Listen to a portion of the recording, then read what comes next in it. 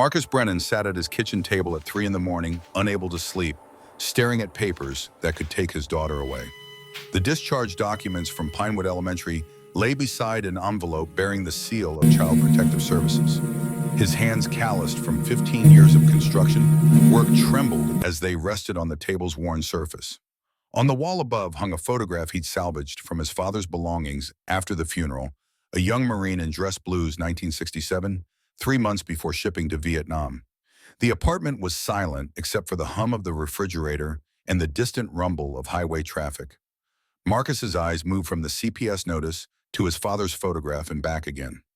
The words blurred together, concerns about father's ability to provide stable environment, an association with potentially dangerous organization, and disruption of school environment necessitating welfare investigation. He'd failed the mission his father had taught him. A Marine protects those who can't protect themselves. For 3 months, Lily had been suffering, and he'd convinced himself to trust the system, to believe the teachers and administrators who told him everything was fine, that he was overreacting, that single fathers sometimes struggled to understand modern educational standards. The memory came unbidden, as it often did in the darkest hours. He was 12 years old, standing in the garage while his father worked on a Harley-Davidson that had carried him through the Mekong Delta. The older man's hands moved with practiced precision, adjusting the carburetor, checking the timing. His father had looked up, grease-stained fingers still working. "Son, this bike saved my life in Vietnam. Not because it was fast, because my brothers rode beside me. You understand what I'm telling you?" Marcus had shaken his head. "You never abandon your own. When things get hard, when you're scared, that's when you find out what you're made of. Fear is just your body telling you this moment matters. Question is, do you run or do you stand? What if I'm not strong enough?" His father had smiled then, a rare expression. "That's why you don't stand alone. That's what brothers are for." Marcus stood now, moving to the window that overlooked the parking lot. His pickup truck sat beneath a streetlight, and beside it his own Harley, a Road King. He'd rebuilt himself, learning from YouTube videos and memories of his father's lessons. The bike was a connection to a man who died when Marcus was 15, leaving behind a son who'd spent the next 28 years trying to live up to lessons learned in a garage. The CPS investigation was scheduled for tomorrow at 2. He could lose Lily not because he'd failed as a father, but because he'd dared to challenge a system that protected itself. The school board member who'd filed the report had done it the same day Marcus had witnessed the abuse, before the bikers had even arrived. It was preemptive warfare, discrediting the whistleblower before he could speak. Marcus returned to the table and opened a different folder. Inside were drawings, Lily's artwork from the past 3 months, organized chronologically. August, when first grade began, bright colors, smiling stick figures labeled "Me and Daddy," rainbows arcing across construction paper, a sun with rays extending to the edges. September, the colors had faded to grays and browns, figures smaller. No smiles, just the word "school," written in shaky letters. October, dark crayons scribbled over the entire page, a tiny figure in one corner. Other figures pointing at her, black covering what might have been something beautiful underneath. He hadn't found these immediately. They'd been hidden under Lily's bed, stuffed behind her toy box, where she thought he wouldn't look. She'd been screaming in silence for months while he'd trusted principals and teachers in a system that had learned to gaslight parents with surgical precision. The question that kept him awake wasn't whether he'd done the right thing by pulling her from that classroom. It was why he'd waited so long, why he'd let his own self-doubt override his instincts, why he'd been so afraid of being labeled an overprotective single dad that he'd left his daughter in hell for 90 days. 3 months earlier, none of this had seemed possible. August had arrived with the promise of new beginnings. Lily had turned 6 in July, and first grade felt like a milestone worth celebrating. Marcus had taken the morning off work, something his foreman allowed only for genuine emergencies or major family events. He'd made pancakes from scratch, Lily's favorite, and she'd stood on the step stool beside the stove, chattering about everything she'd learned in Mrs. Hayes' class. The other mothers at kindergarten pickup had talked about Hayes with reverence. 20 years of experience, they'd said. High standards, really prepares kids for second grade. A little strict but fair. Their children would be lucky to have her. Marcus had felt the familiar flutter of inadequacy that accompanied so many parenting decisions. He was doing this alone had been since Sarah walked out when Lily was 2. The addiction had won, and Sarah had chosen it over both of them. He'd never told Lily the full truth, only that her mother had been sick and couldn't stay. The same way his own father had explained his mother's departure when Marcus was barely old enough to understand. Single fathers raising daughters, it was a legacy he'd inherited, and he'd spent 6 years determined to do it better than good enough. That August morning, he'd struggled with Lily's hair, attempting a French braid he'd learned from a YouTube tutorial. 3 attempts, each one slightly better than the last, until finally something resembling the photographs appeared. Lily had examined herself in the bathroom mirror with solemn concentration. "Do I look pretty, Daddy?" "You look beautiful, sweetheart. You always do." She turned and hugged him with the fierce intensity only a 6-year-old could muster. Marcus had knelt, returning the embrace, breathing in the scent of her strawberry shampoo. These moments were gold-proof that despite everything, despite Sarah leaving, despite his fears of inadequacy, despite the judgments he felt from other parents, he was doing something right. He'd packed her lunchbox with care, turkey sandwich on whole wheat apple slices, carrot sticks, a juice box, and a note on a yellow sticky note that read, "You're brave, you're smart, I love you, Dad." He did this every single day, a ritual inherited from his father, who'd left similar notes in Marcus's lunchbox throughout elementary school. After his father died, Marcus had found them all saved in a shoebox in the garage, dozens of reminders that he'd been loved. The drive to Pinewood Elementary took 12 minutes. Lily had sat in the booster seat, her new backpack clutched in her lap like a shield. Other children bounced out of their parents' cars, excited to see friends running toward the building with the boundless energy of youth. Lily had moved more slowly, watching them, with something between anticipation and apprehension. Marcus had caught her hand before she could unbuckle. "Hey, you know I love you more than anything in this world, right?" She'd nodded, but her eyes had stayed on the school building. "First grade is going to be great. And if anything feels wrong, if anyone makes you uncomfortable, you tell me." "Promise." "I promise, Daddy." She'd leaned over to hug him, and Marcus had held on perhaps a moment too long, that parental instinct whispering warnings he couldn't quite articulate. Inside the school, the hallways had buzzed with the controlled chaos of the first day. Parents shepherded children toward classrooms, while teachers stood at doorways with welcoming smiles and name tags. Room 112 was at the end of the main corridor, and Mrs. Victoria Hayes stood at its entrance with the posture of someone accustomed to authority. She was 47, though Marcus wouldn't learn her exact age until much later. Her hair was pulled back severely, her cardigan pressed, her slacks creased with military precision. The classroom walls behind her were covered in behavior charts, test score graphs, achievement awards, spanning 2 decades. This was a teacher who took education seriously, who had credentials and experience and results. Mrs. Hayes had looked at Marcus with an expression he'd seen too many times, that microsecond assessment that took in his work boots, his calloused hands, the fading tattoos visible beneath rolled sleeves, the leather jacket draped over his arm. Her smile had remained professional, but something had shifted in her eyes. "Mr. Brennan, I presume Lily's father." "Yes, ma'am. Pleased to meet you." "I assume Lily lives primarily with her mother." The question had landed like a subtle jab, delivered with such casual politeness that challenging it would seem defensive. "No, ma'am, just me. Her mother's not in the picture." Hayes had nodded slowly, as if this confirmed something. "I see. Well, first grade requires consistency, Mr. Brennan. It's a significant step up from kindergarten. Structure and routine are essential." The implication hung unspoken. Single father equals inconsistent equals child who might struggle with structure. Marcus had felt the familiar tightness in his chest, but had forced a smile. "Lily's a great kid, smart, eager to learn. I think she'll do well. Of course, though, I find it's often the transition that proves challenging. We'll see how she adjusts." He'd left feeling unsettled, a sensation he tried to dismiss as first-day jitters. Hayes was experienced, respected, credentialed. He was a construction worker who'd learned parenting from the internet. Who was he to question her methods? That first week had seemed manageable. Lily came home each afternoon quiet but not obviously distressed. When asked about her day, she'd offered brief responses. "Fine. Okay. We learned about addition." The enthusiasm from that morning pancake breakfast had dimmed, but Marcus attributed it to adjustment exactly as Hayes had predicted. By week 2, the changes became harder to ignore. Lily stopped mentioning friends. The drawings that had once covered their refrigerator ceased appearing. She no longer asked to invite classmates over for playdates. Her lunchbox came home with food uneaten, the yellow sticky notes crumpled at the bottom. Marcus had asked if everything was all right at school. Lily had nodded, but her eyes hadn't met his. "Is Mrs. Hayes nice to you?" "She's very strict, but everyone says that's good." "Do you like her?" Lily had hesitated, a pause that should have been his first real alarm. "She wants us to be smart.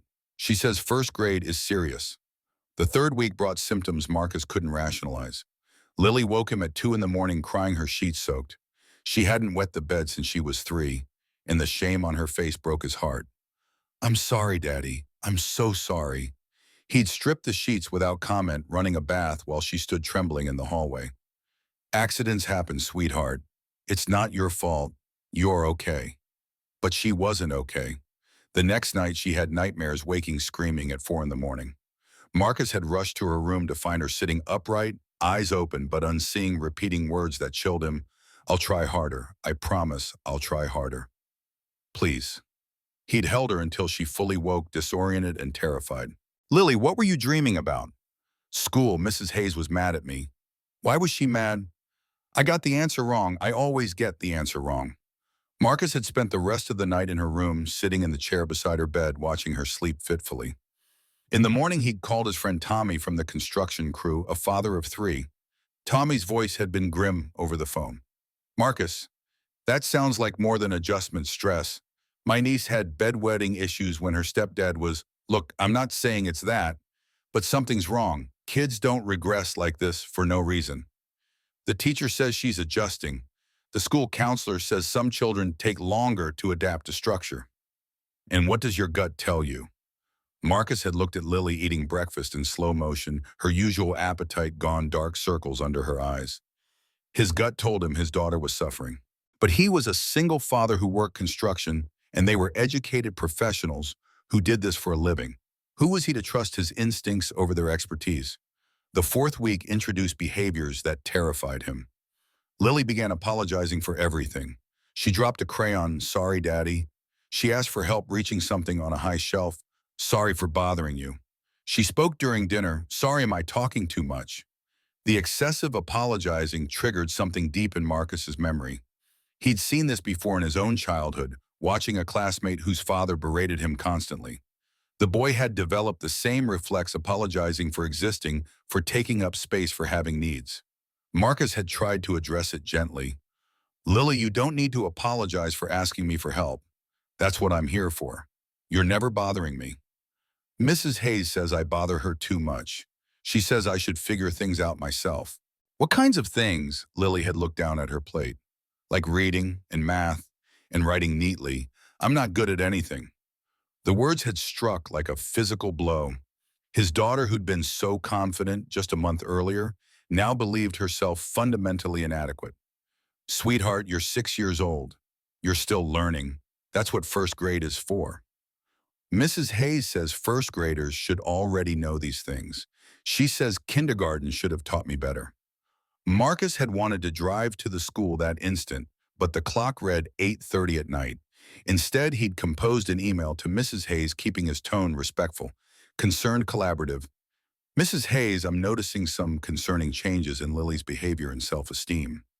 She seems very anxious about school and is making negative statements about her abilities.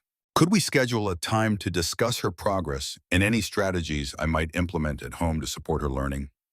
The response had arrived 12 hours later, time to look thoughtful rather than defensive. "Mr. Brennan, Lily is performing at grade level academically. First grade represents a significant increase in expectations compared to kindergarten. Some children struggle with this transition, particularly those from less structured home environments. I'm happy to discuss strategies for implementing more structure at home if you'd find that helpful. I have an opening Friday at 4:30 for a parent-teacher conference." The phrase "less structured home environments" was code. Marcus understood that. Single parent, working class, Probably doesn't have dinner at the same time every night or enforce consistent bedtime routines. The implication was clear. The problem wasn't Hayes's teaching, it was Marcus's parenting.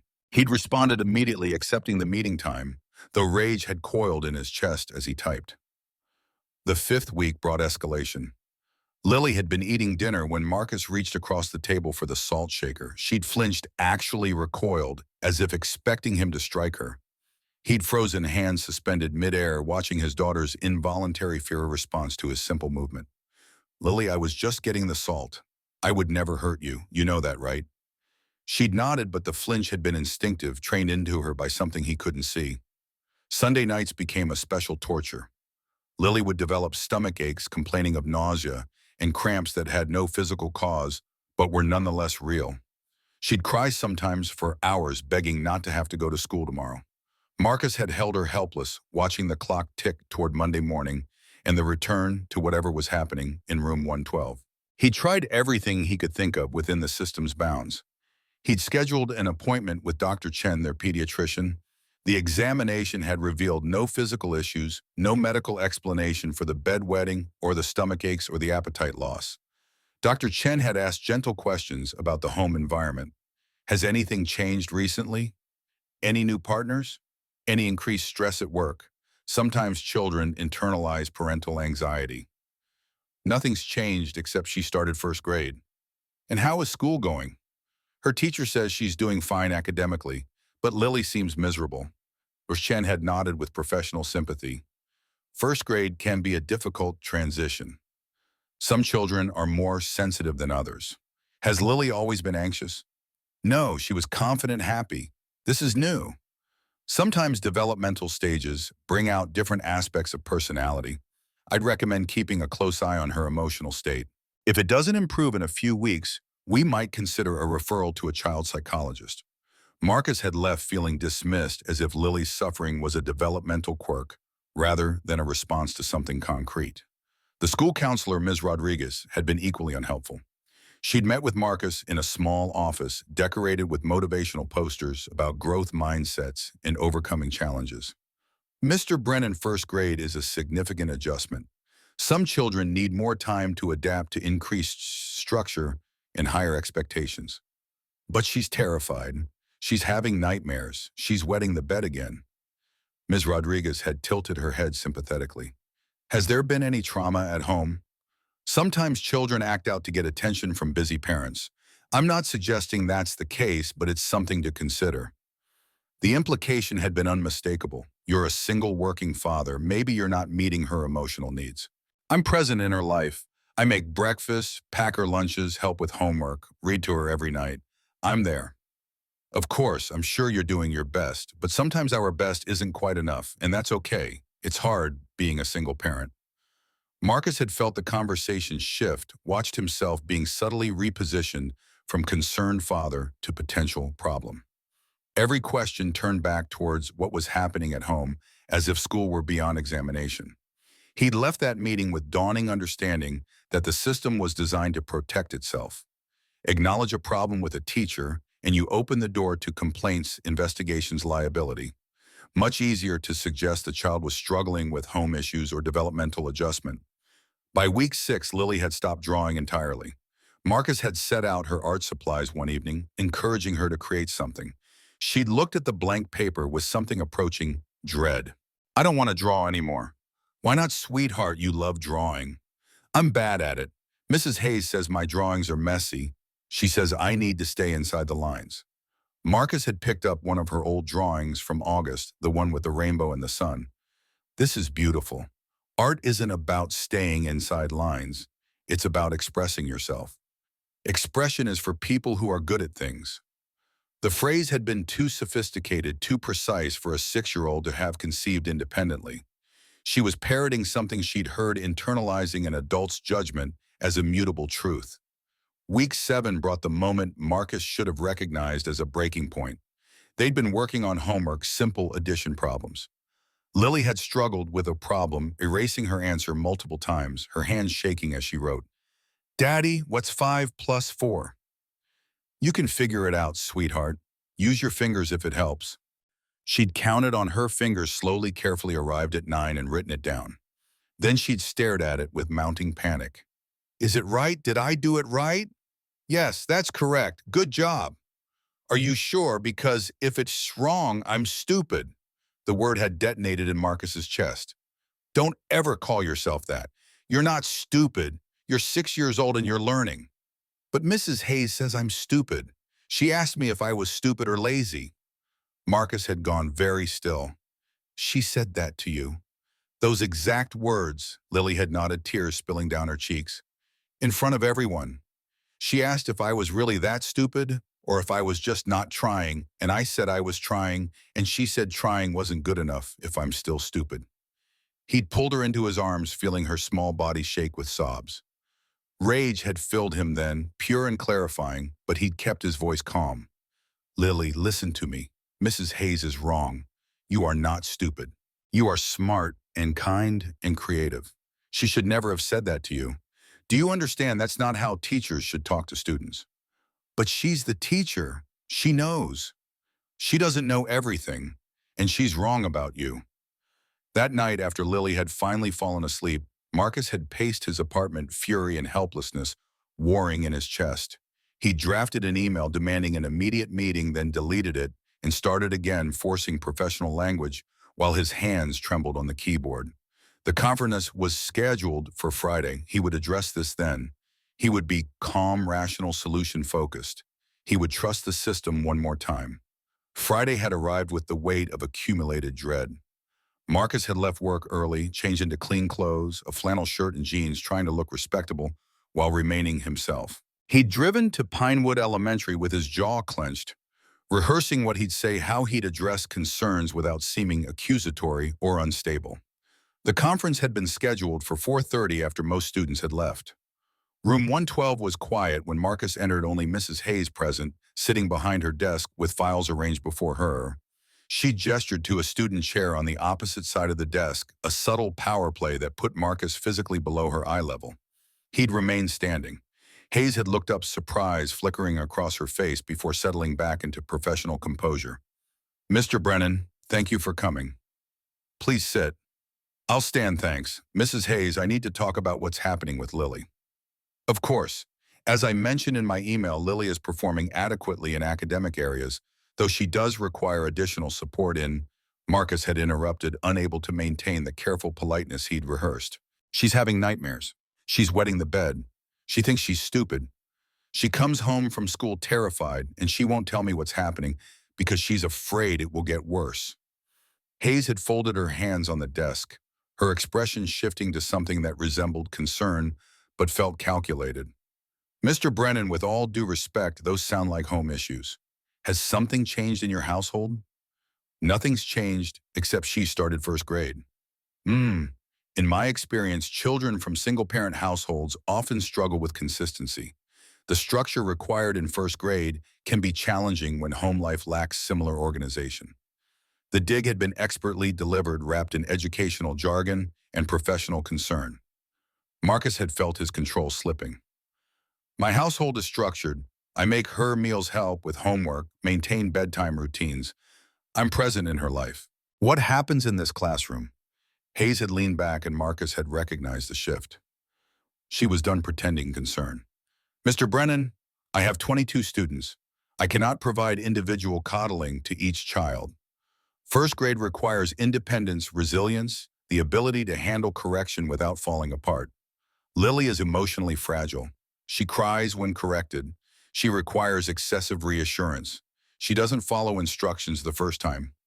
She's 6 years old. She's in first grade, which means she should be developing age-appropriate coping mechanisms. In my 20 years of teaching, I've found that children who struggle emotionally often have issues at home that manifest as school difficulties. You're blaming a 6-year-old for being scared of you. Hayes' expression had hardened. I'm noting that your daughter lacks the emotional regulation necessary for this grade level. Perhaps if you focused less on being her friend and more on being her parent, she'd be better prepared for real-world expectations. Marcus had taken a step forward, and Hayes' hand had moved to something beneath her desk. Later, he'd realized it was a panic button connected to the principal's office. At the time, he'd only felt the fury of watching someone blame his daughter for being abused. You're telling me it's Lily's fault she's terrified. My fault she comes home thinking she's worthless. Mr. Brennan, I'm going to need you to calm down. I am calm. His voice had been low-controlled, more frightening than shouting. I'm also done with this conversation. The door had opened before he could turn. Principal Dr. Patricia Monroe had entered with the practiced ease of someone who'd been listening on an intercom. Is there a problem here? Hayes had straightened her voice, taking on a tremor that hadn't been present seconds earlier. Dr. Monroe, Mr. Brennan became aggressive when I tried to discuss Lily's emotional difficulties. I felt threatened. Marcus had stared at her, watching the performance unfold. She'd baited him into anger, pushed him to the edge, and now was reframing his controlled frustration as threatening behavior. Monroe had positioned herself between Marcus and Hayes, a physical barrier that suggested protection was necessary. Mr. Brennan, I understand you're upset, but shouting at staff is unacceptable. I didn't shout. Mrs. Hayes feels threatened. We take staff safety very seriously. Marcus had understood then. This was documentation. This meeting had been planned from the moment he'd requested it. They'd anticipated his anger, had prepared to discredit him, to create a paper trail that painted him as an unstable parent rather than a legitimate complainant. This is a setup. Monroe's expression had remained professionally sympathetic. Mr. Brennan, we're all concerned about Lily's welfare. If there are stressors at home affecting her adjustment, we have resources available. Perhaps a referral to social services. You're threatening to call CPS on me. We're mandatory reporters. If we have concerns about a child's home environment, the problem isn't my home. The problem is what happens in this classroom. Hayes had stood, her voice strengthening now that Monroe was present. Dr. Monroe, perhaps we should document this interaction. Mr. Brennan's aggressive behavior, his refusal to acknowledge Lily's issues, his association with, she'd paused, letting the silence carry weight. I've seen the motorcycle in the parking lot, the patches on his jacket. We should consider whether Lily's home environment is appropriate.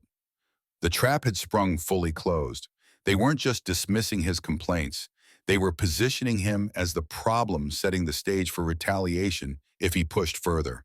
Marcus had looked between them, these two women who were supposed to protect children, and had recognized the system for what it was: self-protective, impermeable, more interested in avoiding liability than admitting fault. He'd walked out without another word, knowing anything he said would be used against him. In the hallway, his hands had been shaking, rage and helplessness churning in his gut.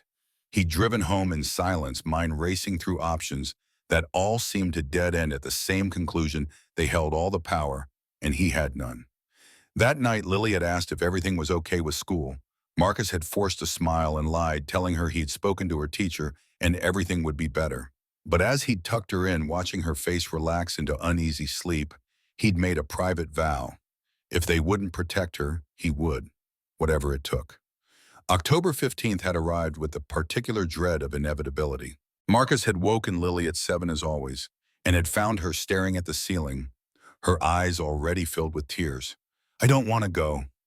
I know, sweetheart, but you have to. Please, Daddy, please don't make me. She'd thrown her arms around his neck, and Marcus had held her while she sobbed, feeling each cry like a knife wound. This wasn't the anxious tears of a child who didn't want to do homework or face a test. This was primal fear, the desperate plea of someone being sent back to the place that hurt them. He dressed her in silence, made breakfast she couldn't eat, packed a lunch she wouldn't touch. In the truck, she'd sat motionless, staring out the window, her small hands clenched in her lap. Lily, if something bad is happening, if Mrs. Hayes is hurting you, you can tell me. I'll fix it. I promise I'll fix it. She'd looked at him with eyes too old for her face. You can't fix it, Daddy. You already tried. She said you tried to make trouble, and now I'm going to have to try even harder so she doesn't stay mad. The words had confirmed everything. Hayes had retaliated after the conference had taken out her anger on Lily, had made the child responsible for her father's advocacy. This was why children stayed silent. This was how systems perpetuated abuse. Marcus had pulled into the drop-off line, and Lily had unbuckled with the resignation of someone walking to execution. He'd caught her hand. I love you. You know that, right? More than anything in this world. I love you too, Daddy. She'd walked into the building, her backpack seeming to weigh her down, her shoulders hunched, her feet dragging. Marcus had watched until she disappeared through the doors, and then he'd made a decision. He'd called his foreman. "Tommy, I need a personal day. Family emergency. Everything okay?" "No, but it will be." He'd driven home, changed into a clean shirt that didn't have the club logo, and sat in his living room for 3 hours watching the clock. At 11:30, he had left for the bakery, purchasing chocolate chip cookies, Lily's favorite. The plan was simple: surprise visit, bring treats, take her to lunch, and observe. Just watch. Trust his eyes rather than their words. The drive back to Pinewood Elementary had taken 12 minutes, and with each passing moment, Marcus's anxiety had grown. He'd parked in the visitor lot at 11:45, grabbed the bakery box, and walked through the front doors. The receptionist, Mrs. Lynn, had looked up with a welcoming smile. "Oh, Mr. Brennan, surprising Lily for lunch. Thought she'd like a treat. Is that okay?" "Of course, room 112 down the hall and to the left." Such a sweet father.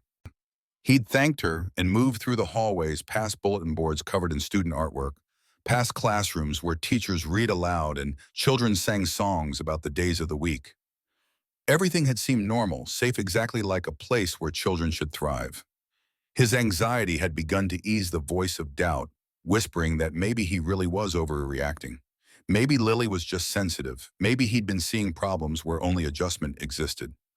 Then he'd heard the voice, sharp, cold, cutting through the ambient noise of the school like a blade through flesh. It had come from room 112, and Marcus had stopped walking, every instinct screaming that something was wrong.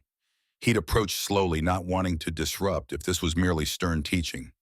Through the rectangular window in the door, he'd been able to see the entire classroom. 22 children sat at desks in neat rows.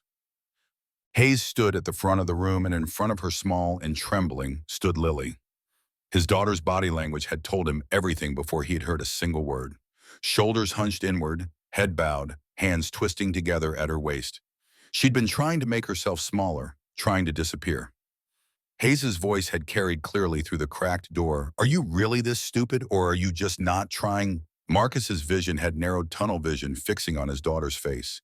Tears had been streaming down Lily's cheeks, her mouth opening and closing without sound.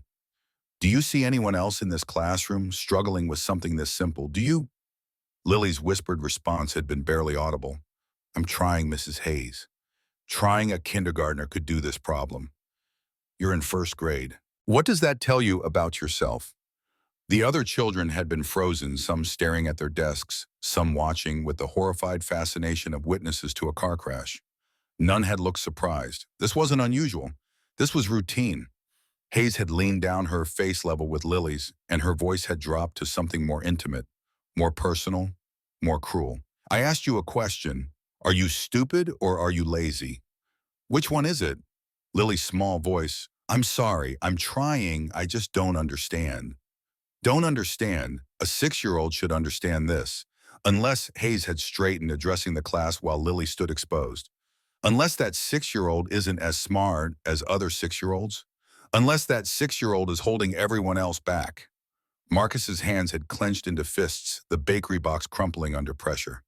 Every muscle in his body had tensed, his jaw locked so tight he'd tasted blood where he'd bitten his inner cheek. He'd seen men try to intimidate opponents in bar fights, had watched bullies operate in every environment imaginable, but this, an adult woman systematically destroying a child's spirit with words designed to humiliate, this was cruelty of a different order.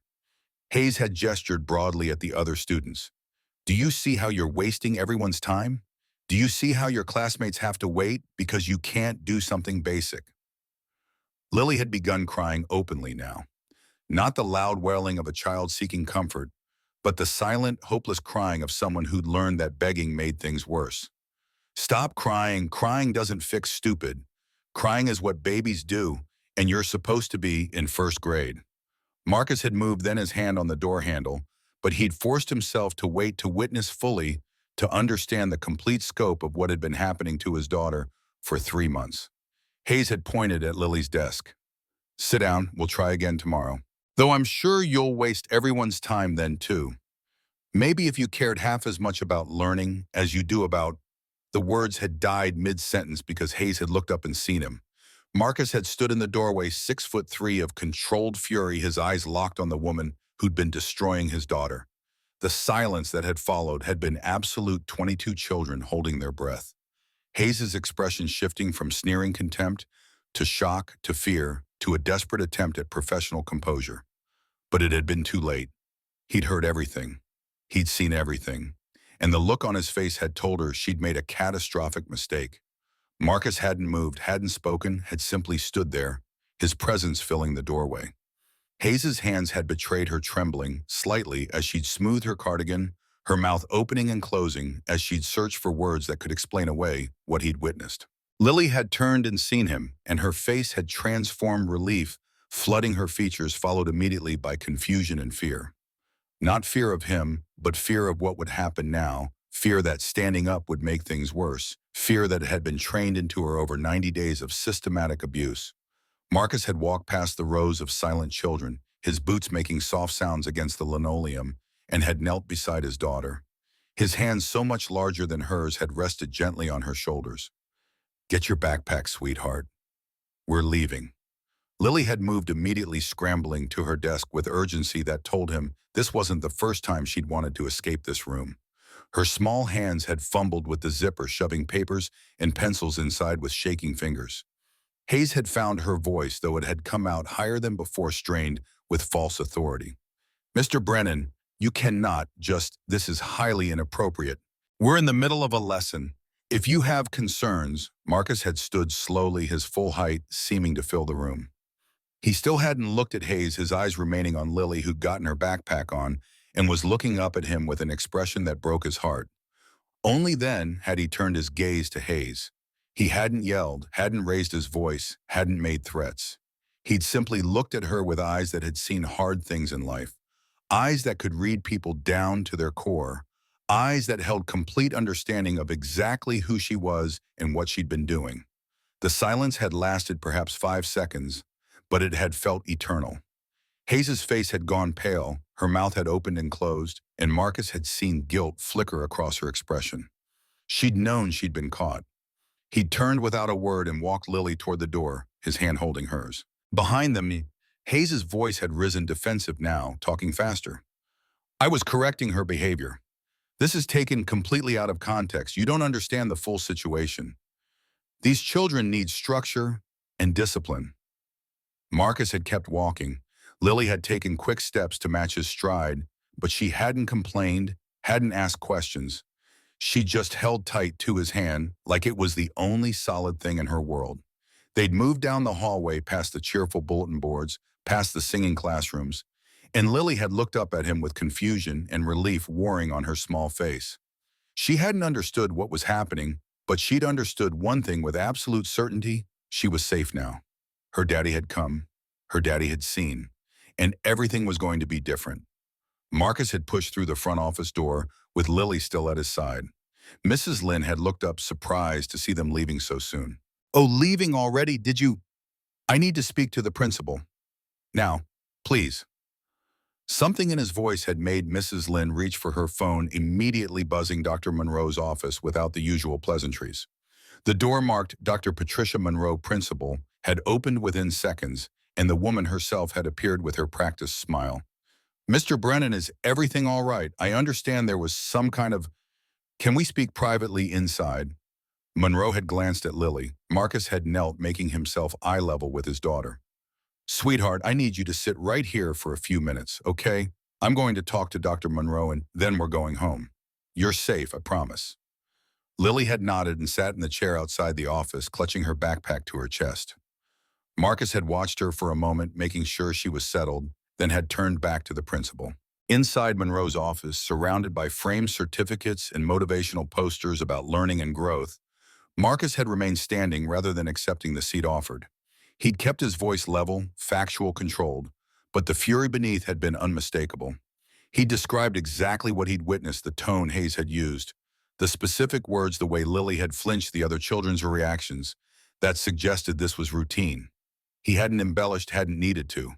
The facts had been damning enough. Monroe had listened with an expression of concern that Marcus had immediately recognized as performative. When he'd finished, she'd folded her hands on her desk and given him a smile meant to be reassuring, but that had come across as patronizing. Mr. Brennan, I understand you're upset. Any parent would be, but I think there may be some misunderstanding here. Mrs. Hayes is one of our most experienced teachers. She has high standards, yes, and she can be firm. But that's because she wants the best for her students. Sometimes children perceive correction as criticism when it's really just, I know what I saw, that wasn't correction, that was verbal abuse. Monroe's smile had tightened. I think those are very strong words, Mr. Brennan. You witnessed a brief moment taken out of context. Classroom management can look harsh to someone not familiar with educational techniques. Marcus had felt the same pattern emerging, the same gaslighting script. Mrs. Hayes called my daughter stupid. She asked her in front of the entire class if she was stupid or lazy. She told her a kindergartner could do what she couldn't. She made her feel worthless. Monroe had sighed, a sound heavy with patience for the unreasonable. I'm sure it felt that way to you, but teachers sometimes use challenging language to motivate students. It's possible Mrs. Hayes's approach was a bit more direct than ideal, and I can certainly speak with her about her tone, but this sounds like a miscommunication rather than anything malicious. How many other parents have complained about Mrs. Hayes? The question had landed harder than Marcus had expected. Monroe's expression had frozen for half a second, a micro-expression of recognition before the professional mask had slid back into place. I can't discuss other families with you, Mr. Brennan. That would be inappropriate. So there are other families, multiple complaints. I didn't say that. You didn't deny it either. Monroe had stood, her professional demeanor cracking slightly into defensiveness. Mr. Brennan, I think you're overreacting. Mrs. Hayes has the highest test scores in our district. Her students consistently perform above grade level. If you would just calm down and think rationally about this. Marcus had straightened to his full height. I am calm. I'm also done with this conversation. I'm withdrawing Lily from this school effective immediately. I'll be filing a formal complaint with the district. And if I find out that other parents have complained about Mrs. Hayes and been ignored, there will be consequences. Monroe had moved around her desk, her voice taking on an edge. Mr. Brennan, threats are not. That's not a threat. It's a promise. Children were hurt. You knew. You did nothing. That ends today. He turned and walked out, letting the door close firmly behind him. Lily had jumped up from her chair the moment she'd seen him, and he'd knelt down again, meeting her at eye level. His hands had rested on her shoulders, and he'd looked into her eyes with absolute certainty. You're never going back to that classroom. Never. Do you understand me? Lily's eyes had filled with tears, but these had been different release, the breaking of a dam that had been holding back 3 months of accumulated terror. She'd thrown her arms around his neck and held on tight. Marcus had wrapped her in his arms and stood lifting her easily. She'd been getting too big to carry, but right now she needed to feel small and protected and safe. He'd held her close as he'd walked out of that building past Mrs. Lynn, who'd been pretending to be busy with paperwork, through the glass doors and into the October sunlight. He'd strapped Lily into the passenger seat of his truck, made sure she was secure, then had climbed into the driver's seat. For a long moment, he'd sat there, hands on the steering wheel, jaw-tight, mind racing through everything that needed to happen next. Lily had watched him with those big, trusting eyes. Are you mad at me, Daddy? Marcus's chest had constricted. Never. I'm mad at people who hurt you. There's a big difference. What's going to happen now? Now we're going to make sure you're safe, and we're going to make sure no other kids get hurt the way you were. He'd pulled out his phone and scrolled through his contacts until he'd found the name he needed.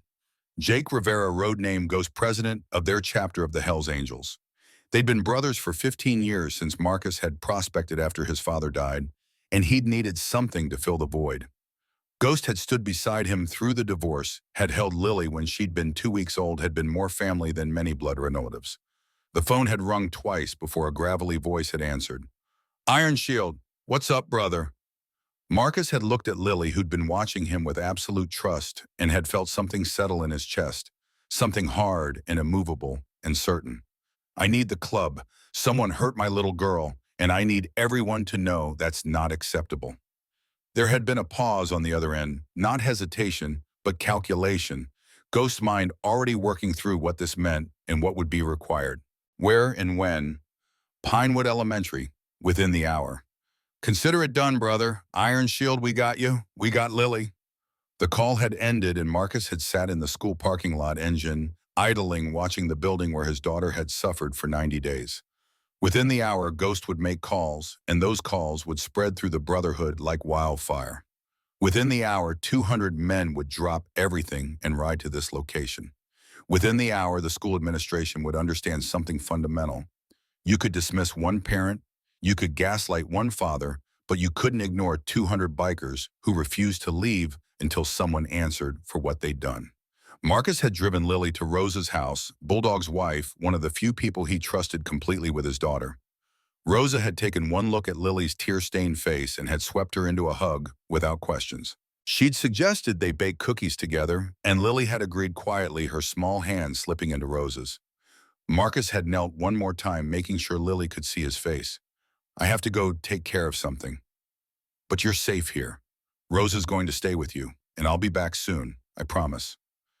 Lily had looked up at him with eyes that had seen too much fear for someone so young. Are you coming back, promise? Always, no matter what. That's a promise I'll never break. She'd hugged him and Marcus had held on perhaps a moment too long before releasing her to Rosa's care. As he'd driven away, his mind had already shifted to what came next.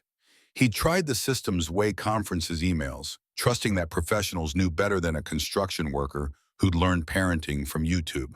The system had failed, had protected itself, and the abuser had tried to make him the problem. Time for a different approach. At 3:45, Marcus had pulled into the Pinewood Elementary parking lot for the second time that day. The lot had been mostly empty, just a few cars belonging to teachers staying late. He'd parked his pickup in the far corner and had sat waiting, watching the school building, thinking about his father's lessons about duty and protection, and refusing to abandon those who needed you. At 3:47, the first bike had arrived. Ghost's black road glide had pulled into the lot, the engine's rumble announcing presence and purpose. Ghost had killed the engine, dismounted, and had taken position facing the school building, arms crossed, stance wide, not aggressive, but absolutely immovable. At 3:52, 5 more bikes had appeared, riding in formation, their engines synchronized with the practiced precision that came from years of riding together. They'd parked in a neat row beside Ghost's bike, and the riders had dismounted with military efficiency, each taking position beside their machine. By 4 o'clock, 20 bikes had filled the parking lot, and the sound had shifted from individual engines to a collective presence, a bass note you felt in your chest as much as heard with your ears. Teachers had begun appearing at windows, faces pressed to glass, trying to understand what was happening. Marcus had climbed out of his truck and had walked to where Ghost stood. They hadn't needed words. Ghost had placed a hand on Marcus's shoulder, a brief acknowledgement of brotherhood and solidarity, and Marcus had nodded his understanding and gratitude. More bikes had arrived in waves, 3, then 5, then 8 at a time. By 4:15, motorcycles had filled the lot, their riders standing in silent formation. By 4:30, the number had reached 100, and the rumble of approaching engines had suggested many more were coming. Principal Monroe had emerged from the building, her face pale, and had approached the nearest police officer, a school resource officer who'd appeared at some point in the growing assembly. Marcus had watched her gesture, had seen the officer speak into his radio, had recognized the moment she'd understood this wasn't something she could simply dismiss or explain away. By 4:45, 150 bikes had surrounded the school. The riders ranged in age from 30s to 70s, wearing patches that told stories of military service and brotherhood and lives lived by codes older than these systems that had failed these children. They stood silent, patient, not threatening, but absolutely refusing to be ignored. By 5 o'clock, 200 motorcycles filled every available space in the parking lot, spilled onto the street, lined the block. 200 men stood in solidarity, and the message was unmistakable. One father's complaint could be dismissed. This could not be. Marcus stood with his brothers, watching the sun begin its descent toward the horizon, and thought about the phone call he'd make tonight to check on Lily, the CPS investigation scheduled for tomorrow, the battles that remained to be fought. But for now, in this moment, surrounded by men who'd answered his call without question, He felt something he hadn't felt in months, not alone. His father had taught him that fear was your body telling you a moment mattered, and the question was whether you'd run or stand. Marcus had stood, his brothers had stood with him, and before the sun set on this October day, the school would understand what his daughter should have known all along. Adults would protect her, systems would be held accountable, and silence would no longer shield those who hurt children. The first news van pulled into the lot at 4:55, its satellite dish extending toward the sky. A reporter and cameraman climbed out immediately, recognizing the scale of what was unfolding. Within minutes, two more vans arrived, cameras beginning to roll, capturing the rows of motorcycles, the silent bikers, the school building behind them, and the growing crowd of parents who'd begun to arrive, drawn by the spectacle and staying once they'd learned why these men had come. Marcus stood at the front of the assembly, Ghost beside him, and waited for someone from the school to emerge and answer for what had been done. The brotherhood had arrived. The witnesses were assembled. And whatever happened next, his daughter would know when she'd needed him most. Her father had refused to look away. The rumble of engines had become a living thing, rolling across the parking lot in waves as more brothers answered the call. Marcus watched bike after bike pull into formation, each rider dismounting with practiced efficiency, each taking position beside his machine. The coordination spoke to something deeper than casual friendship. This was military discipline translated to civilian life veterans who understood that sometimes the most powerful action was simply refusing to move. Daniel Patterson arrived at 5:03, still wearing hospital scrubs under his riding jacket. Doc, they called him, and the road name fit. He'd spent 30 years as an Army medic before retiring to emergency room nursing, and his hands had saved more lives than most people would meet. He was 58 now, gray threading through his beard, but his eyes still carried the sharp focus of someone trained to assess trauma in seconds. Doc parked his bike in the growing formation and walked directly to Marcus. They clasped forearms in the brotherhood greeting, and Doc's grip was firm, steady, certain. Ghost told me what happened. How's Lily? Safe, at Rose's. Scared, but safe. Doc's jaw had tightened. My niece, 15 years ago, teacher in Ohio. Similar situation. We didn't have backup then. School destroyed my brother's credibility, called him an overprotective father with anger issues.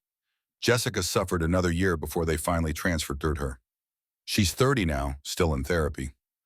The story had landed with weight. Marcus hadn't been the first father to face this, wouldn't be the last. The difference was that today he had 200 witnesses who wouldn't let the system spin its narrative unchallenged. That's why I came. That's why we all came. No more kids suffer alone. Raymond Cruz had rolled in at 5:15, his construction company logo visible on his truck that followed behind his Harley.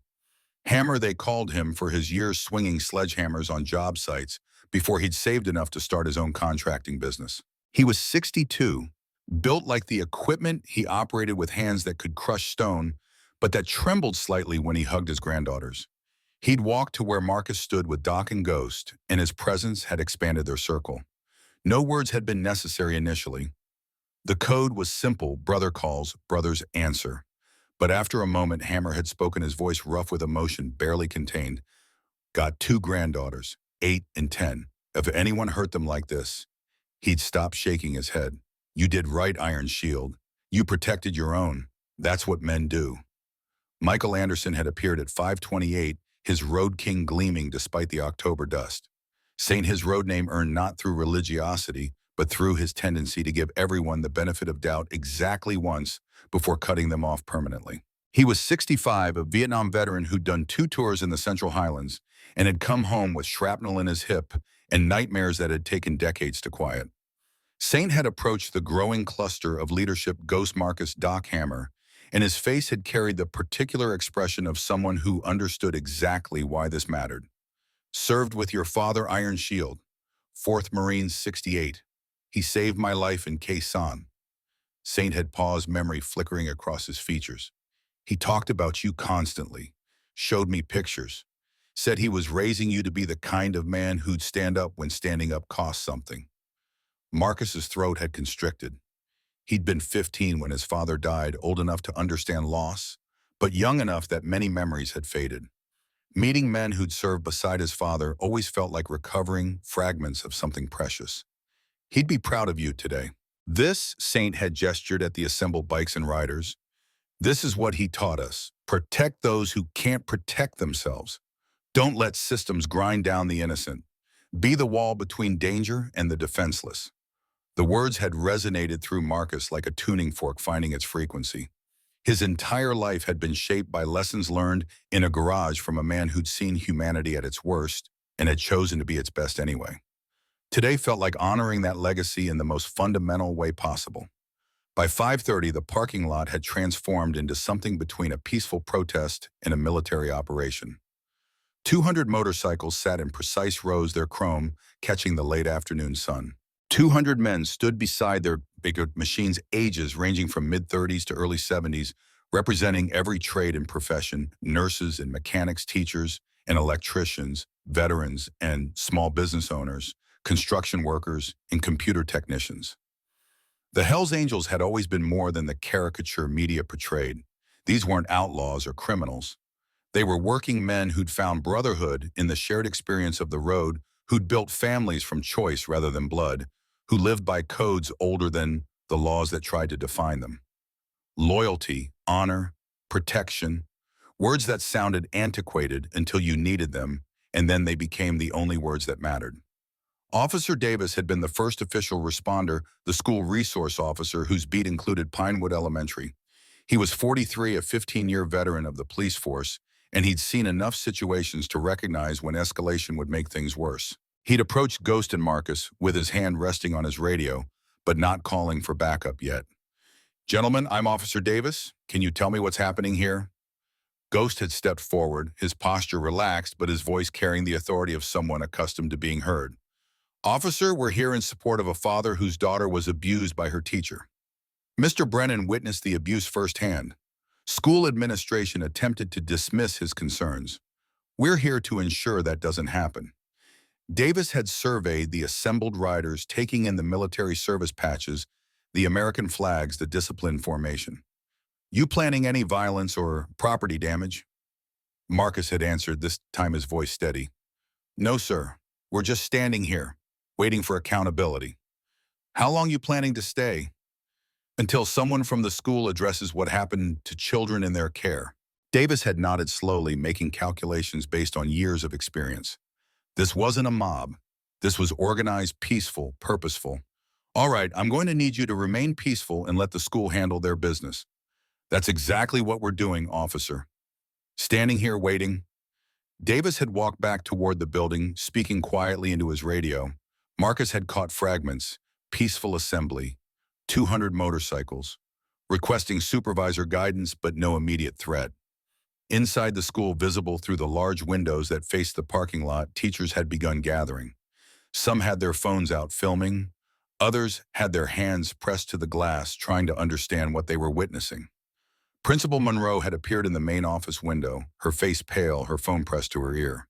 The first parent to approach had been Angela Torres, 38, a single mother who worked 2 jobs to keep her son fed and housed. She'd been walking to her car after picking up Miguel from after-school care when she'd seen the motorcycles. Curiosity had drawn her closer, and when she'd overheard Ghost explaining the situation to Officer Davis, something had broken open inside her. She'd walked directly to Marcus, her eyes red from crying, her voice shaking but determined. "Are you Lily's father, the one who saw what Mrs. Hayes did?" Marcus had turned to face her, immediately recognizing the expression of someone carrying their own burden of helpless rage. "Yes, ma'am." Angela's breath had come out in a rush, part sob, part relief. "Thank you. Thank you for doing what I was too afraid to do. My son Miguel, he's 7. He's been in Mrs. Hayes' class since September. He has nightmares every night. He begs me not to send him to school. He started wetting the bed again last month."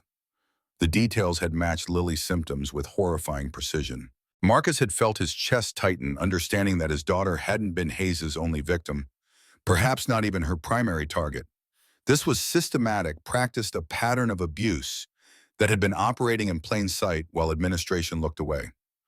"I complained to Principal Monroe 3 times. I have the emails. She told me Miguel was too sensitive, that I was raising him to expect things to be easy, that first grade required tougher standards than I was comfortable with." Angela's voice had cracked.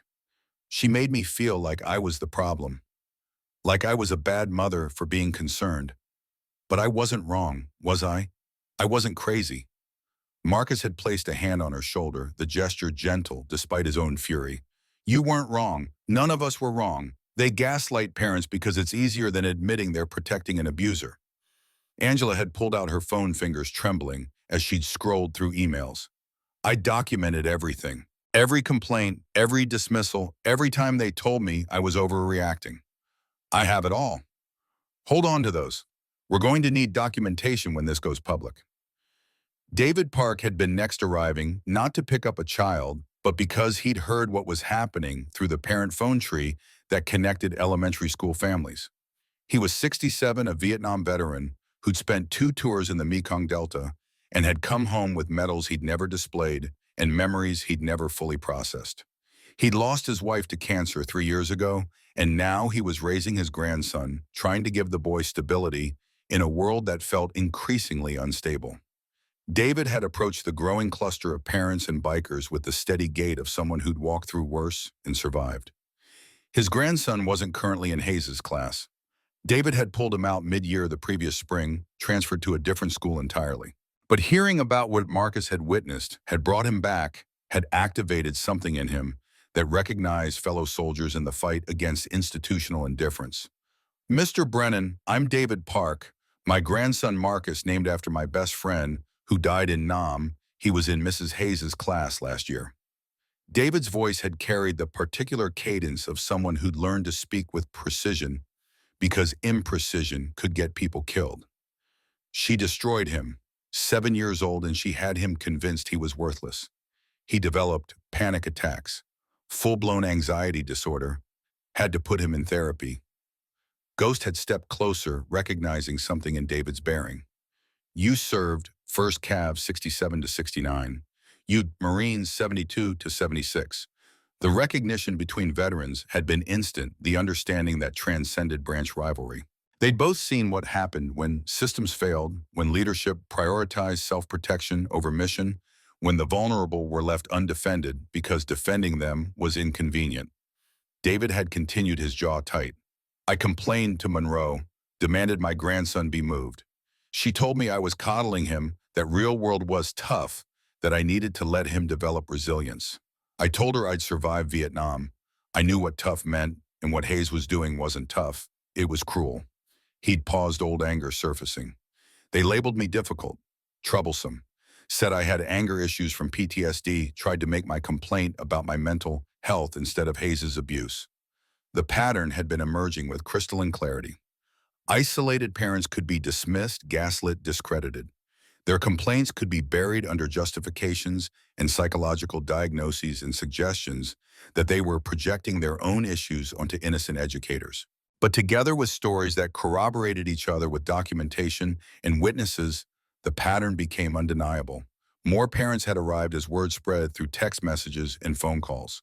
Sarah Mitchell, whose son had stopped eating lunch because Hayes called him Tubby in front of the class. Robert Williams, whose daughter had started cutting herself at age 7 because she believed she was too stupid to deserve to live.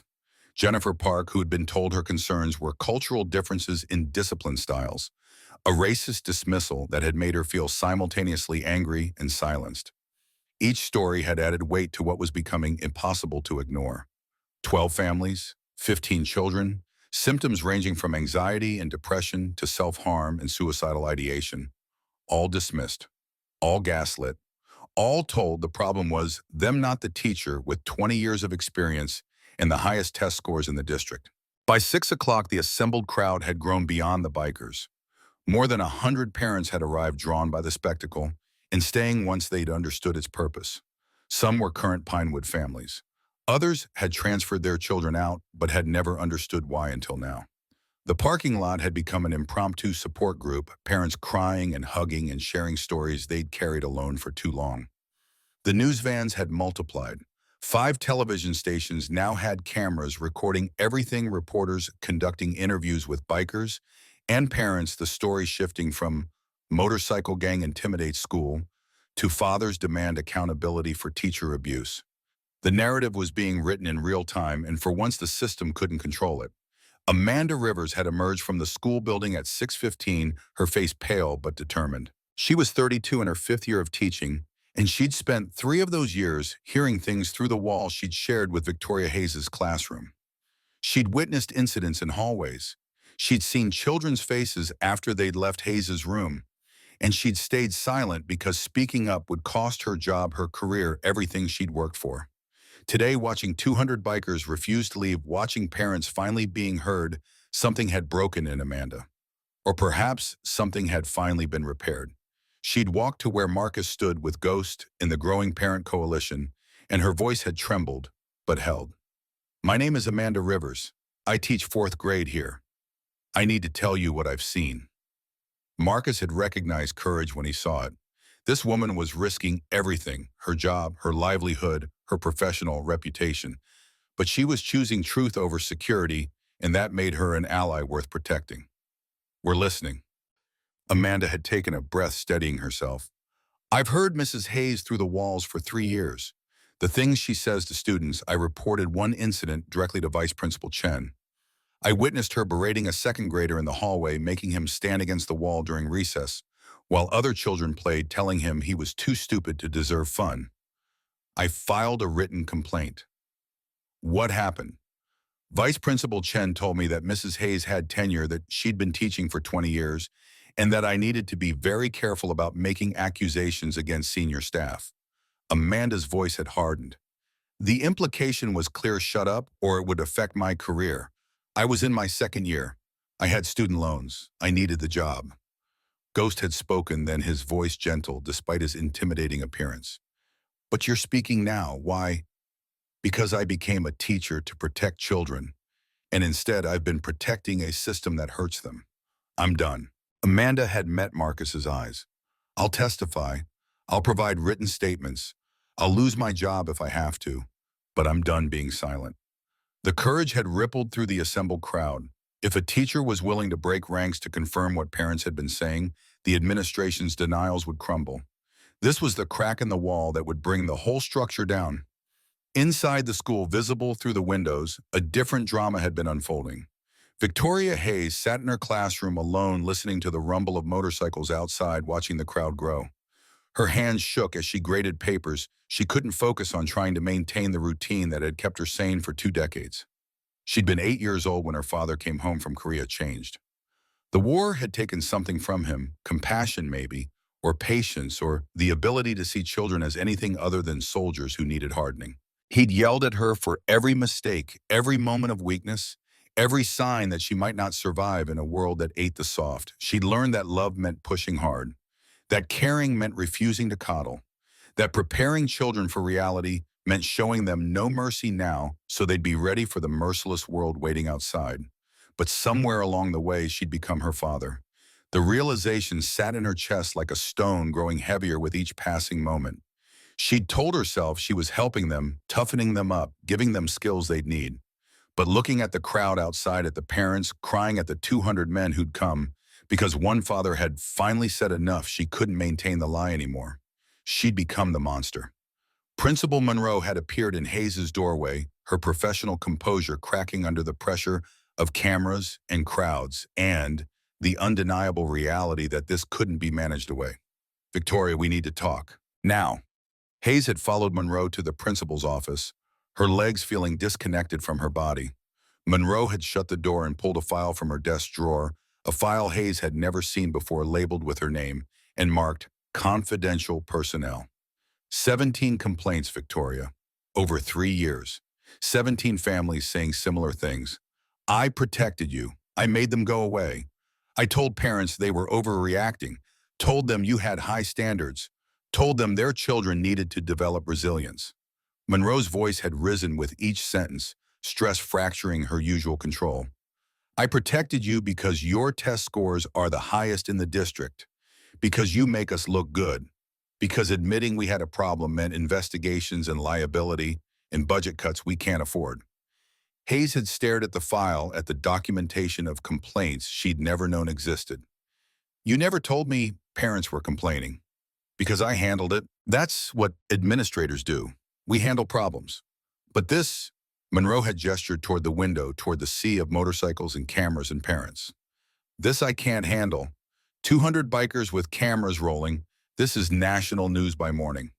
The betrayal had been mutual. Monroe had protected Hayes to protect herself, to protect the school's reputation, to protect test scores and funding. Hayes had been enabled by a system that valued results over humanity. They'd both failed, and now children had paid the price. What happens now? Monroe's expression had hardened the shift from co-conspirator to self-preservation visible in real time. Now you're the problem I have to handle. The district will investigate. The state will investigate. You'll be suspended, probably terminated. Your teaching license will be reviewed. And you, boy, Beteka.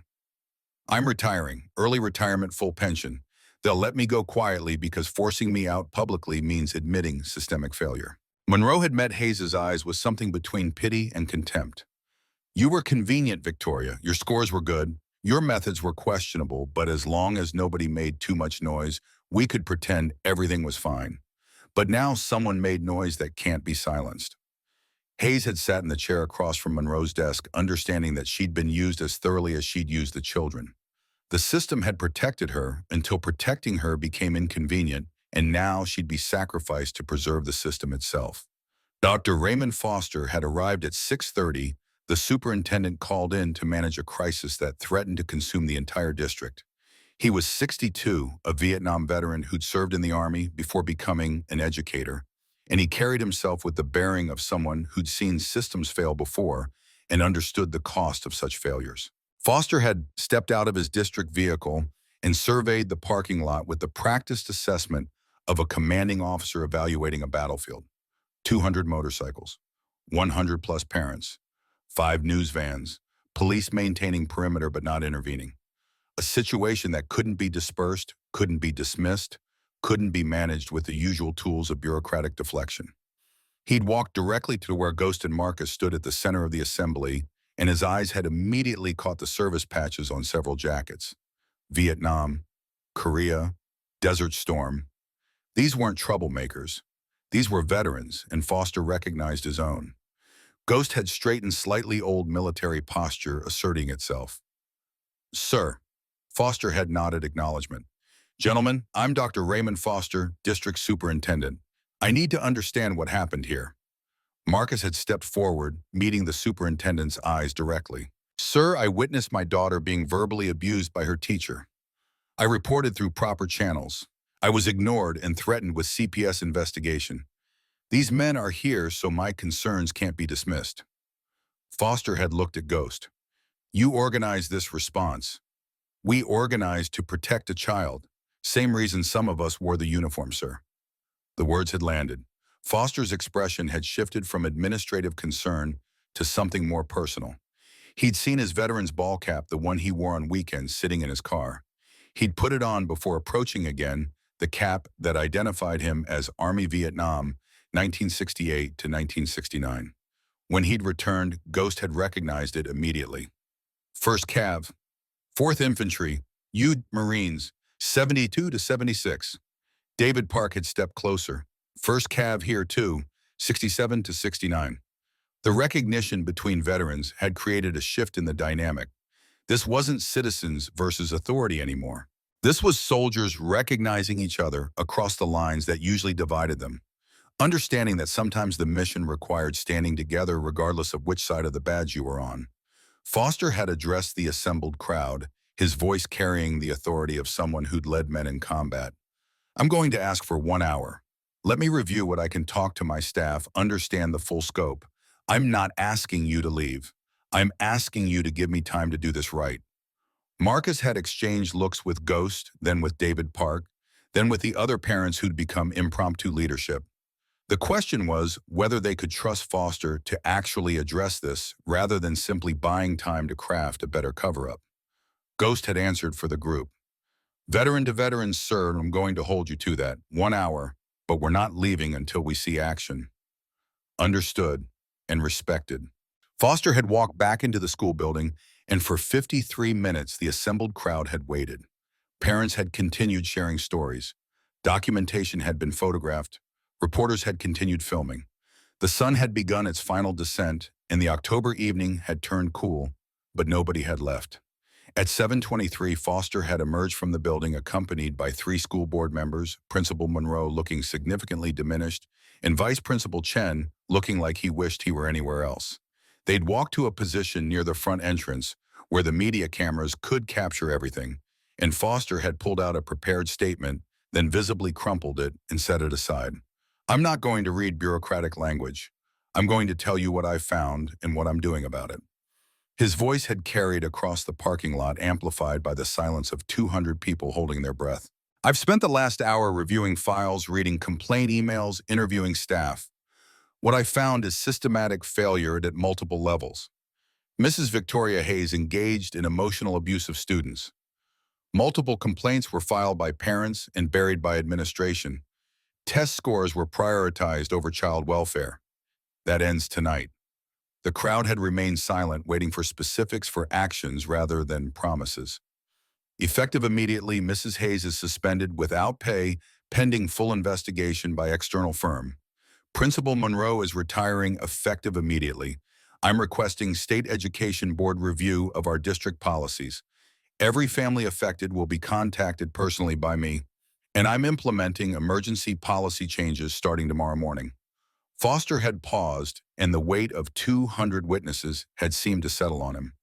"To the men who came here today on motorcycles, I see your service patches.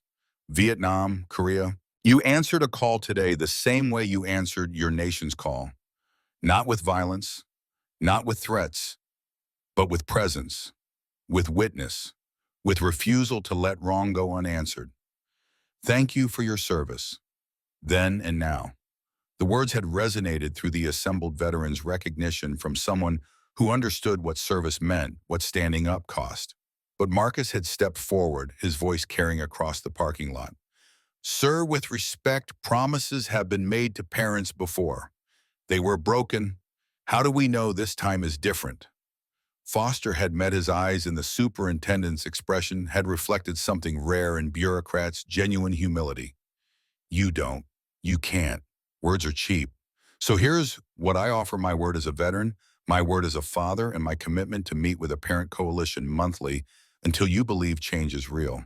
If I fail, you come back with 400 bikes if you need to, and I'll deserve it." When the answer had been honest in a way administrative responses rarely were. No guarantees, no promises that everything would be perfect. Just a commitment to treat and an acknowledgement that continued vigilance would be necessary. Marcus had nodded slowly. "We'll be watching, sir. I expect nothing less, Mr. Brennan." The crowd had begun to disperse slowly, bikers mounting their machines, parents exchanging contact information, reporters conducting final interviews. The crisis had passed into the next phase, not resolution, but accountability beginning. Marcus had been preparing to leave to drive to Rosa's house and collect Lily to start the process of healing when a woman in a blazer carrying a briefcase had approached. Her expression had been professional, but not unkind, and when she'd spoken, Marcus's world had tilted again. "Mr. Brennan, I'm Margaret Stevens, Child Protective Services. I need to speak with you regarding Lily." The words had hit like a physical blow. Ghost had immediately stepped closer, his presence protective. Marcus had forced his voice to remain steady. "What about her?" Stevens had pulled papers from her briefcase, her tone suggesting she was following protocol rather than attacking.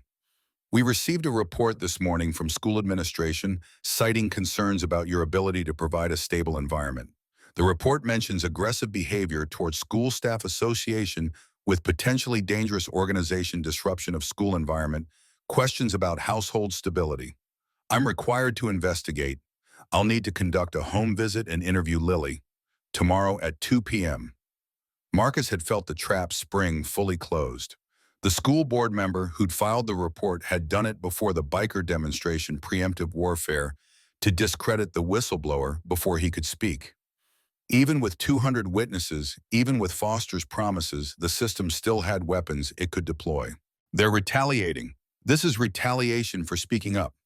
Stevens had looked at him with an expression that suggested she'd seen this pattern before. "Mr. Brennan, I have to investigate all reports. It's my job, but I'll conduct a fair investigation." Ghost had stepped between them, his voice respectful but firm. "Ma'am, may I speak?" Stevens had looked at him, taking in the leather vest, the patches, the military bearing. And you are, Jake Rivera, president of this motorcycle club, retired Marine, and I need you to understand what you're looking at here. Ghost's voice had carried conviction earned through years of living by codes that predated child welfare agencies. Marcus Brennan is the most devoted father I know. Single parent since his daughter was 2, works construction 10 hours a day, comes home and braids her hair. Never missed a school event. That report was filed by a school system trying to cover its own failure. Ma'am, I've known Marcus 15 years. I trust him with my life. More importantly, I trust him with my daughter's life. Stevens had listened, her expression unreadable, then had turned back to Marcus. Mr. Rivera's testimony is noted, but I still have a job to do. Mr. Brennan, I'll see you tomorrow at 2 p.m. Have Lily available. Keep your house presentable. Answer questions honestly. She'd paused at her car door, and her voice had softened slightly. Off the record, I've seen retaliatory reports before, but I still have to investigate. Be prepared. After Stevens had driven away, Marcus had stood in the parking lot as the crowd dispersed, feeling the weight of what came next. He could lose Lily not for failing as a father, but for succeeding, for refusing to let his daughter suffer, for challenging authority, for demanding accountability. Ghost had remained beside him as other bikers prepared to leave. Brother, you need anything for tomorrow? I don't know what I need. How do you prove you are a good father to someone who's already decided you might not be? You show them the truth. Clean apartment, stocked fridge, evidence of involved parenting. And you remember you are not alone in this. Doc had approached his medical expertise, making him practical. Marcus, document everything. Take photos of Lily's room, the kitchen, anywhere they might inspect. Have Rosa available as a character witness. Keep records of everything you do for Lily's school involvement, medical appointments, activities. Make it impossible for them to deny you're a present father. David Park had joined them, his hand resting on Marcus's shoulder. I went through something similar when I got custody of my grandson after my daughter's addiction issues. CPS investigated me, 70-year-old man raising a 6-year-old. They had concerns, but I showed them the truth, and truth wins, eventually. The veterans had formed a protective circle around Marcus, their presence a reminder that he wasn't facing this alone. Bulldog had been the last to approach before leaving, his normally gruff voice softened by concern. Rosa and I will be at your apartment tomorrow, 2 p.m. We're family, Marcus. They need to see that Lily has community support, stability. We'll make sure they see it. By 8 o'clock, the parking lot had emptied except for Marcus and Ghost. The school building sat dark and silent, its windows reflecting the streetlights that had flickered on as dusk deepened into night. The day had stretched impossibly long, from witnessing abuse at 11:30 to this moment, standing in the aftermath of something that felt both like victory and like the opening salvo of a longer war. Ghost had leaned against his bike, not mounting it, yet staying with Marcus until the last possible moment. You did good today, brother. Your father would be proud. Marcus had thought about his father's photograph, about the young Marine who'd survived Vietnam and come home to teach his son about duty and honor and protecting those who couldn't protect themselves. I hope so. I keep wondering if I should have done this sooner. If I'd acted after the first week instead of trusting the system. Don't do that. Don't second guess. You acted when you had evidence. You followed proper channels first. You did everything right, and when the system failed, you did what was necessary. That's not something to regret. CPS tomorrow. I could lose her, Ghost. After everything, I could still lose her. Ghost had straightened, his expression hardening into the resolve that had carried him through combat and through decades of civilian life, where different battles required fighting. Then we fight that battle too. Tomorrow at 2, I'll be there. Doc will be there. Bulldog and Rosa will be there. You won't face that caseworker alone. You won't face any of this alone. The words had provided no guarantees, no promises that everything would be fine. But they'd offered something more fundamental: brotherhood. The knowledge that standing up for right didn't mean standing alone. Marcus had finally climbed into his truck, exhaustion settling into his bones as adrenaline faded. His phone had buzzed, a text from Rosa. Lily's asking for you. We made cookies. She's safe. Come home. The drive to Rosa's house had taken 18 minutes, and with each minute, Marcus had felt the day's events settling into something he'd need to process later. For now, he needed to see his daughter, to hold her, to reassure her that everything would be okay even if he wasn't entirely certain himself.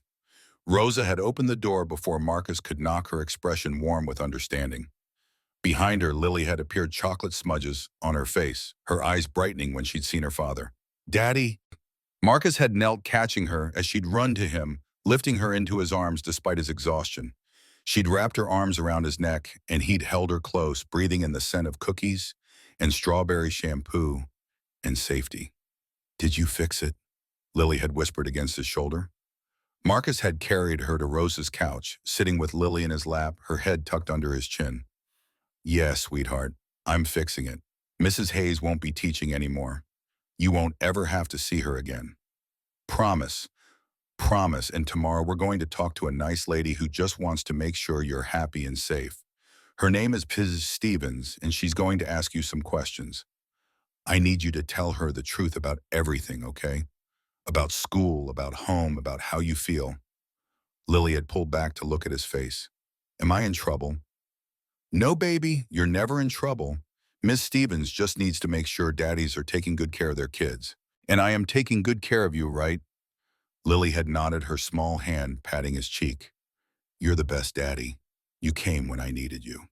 The words had broken something in Marcus's chest, tears he'd been holding back all in the day finally slipping free. He'd pulled Lily close again, and Rosa had quietly excused herself to give them privacy. Marcus had carried Lily to the truck 20 minutes later, strapping her into the booster seat with practiced ease.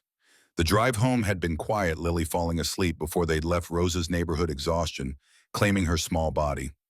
Marcus had driven carefully, checking the rearview mirror every few seconds to watch his daughter sleep peacefully for the first time in months. At home, he carried her to bed without waking her, tucking her in with her favorite stuffed rabbit, smoothing her hair back from her face. Standing in her doorway, watching her chest rise and fall with even breathing, Marcus had felt the weight of what tomorrow might bring.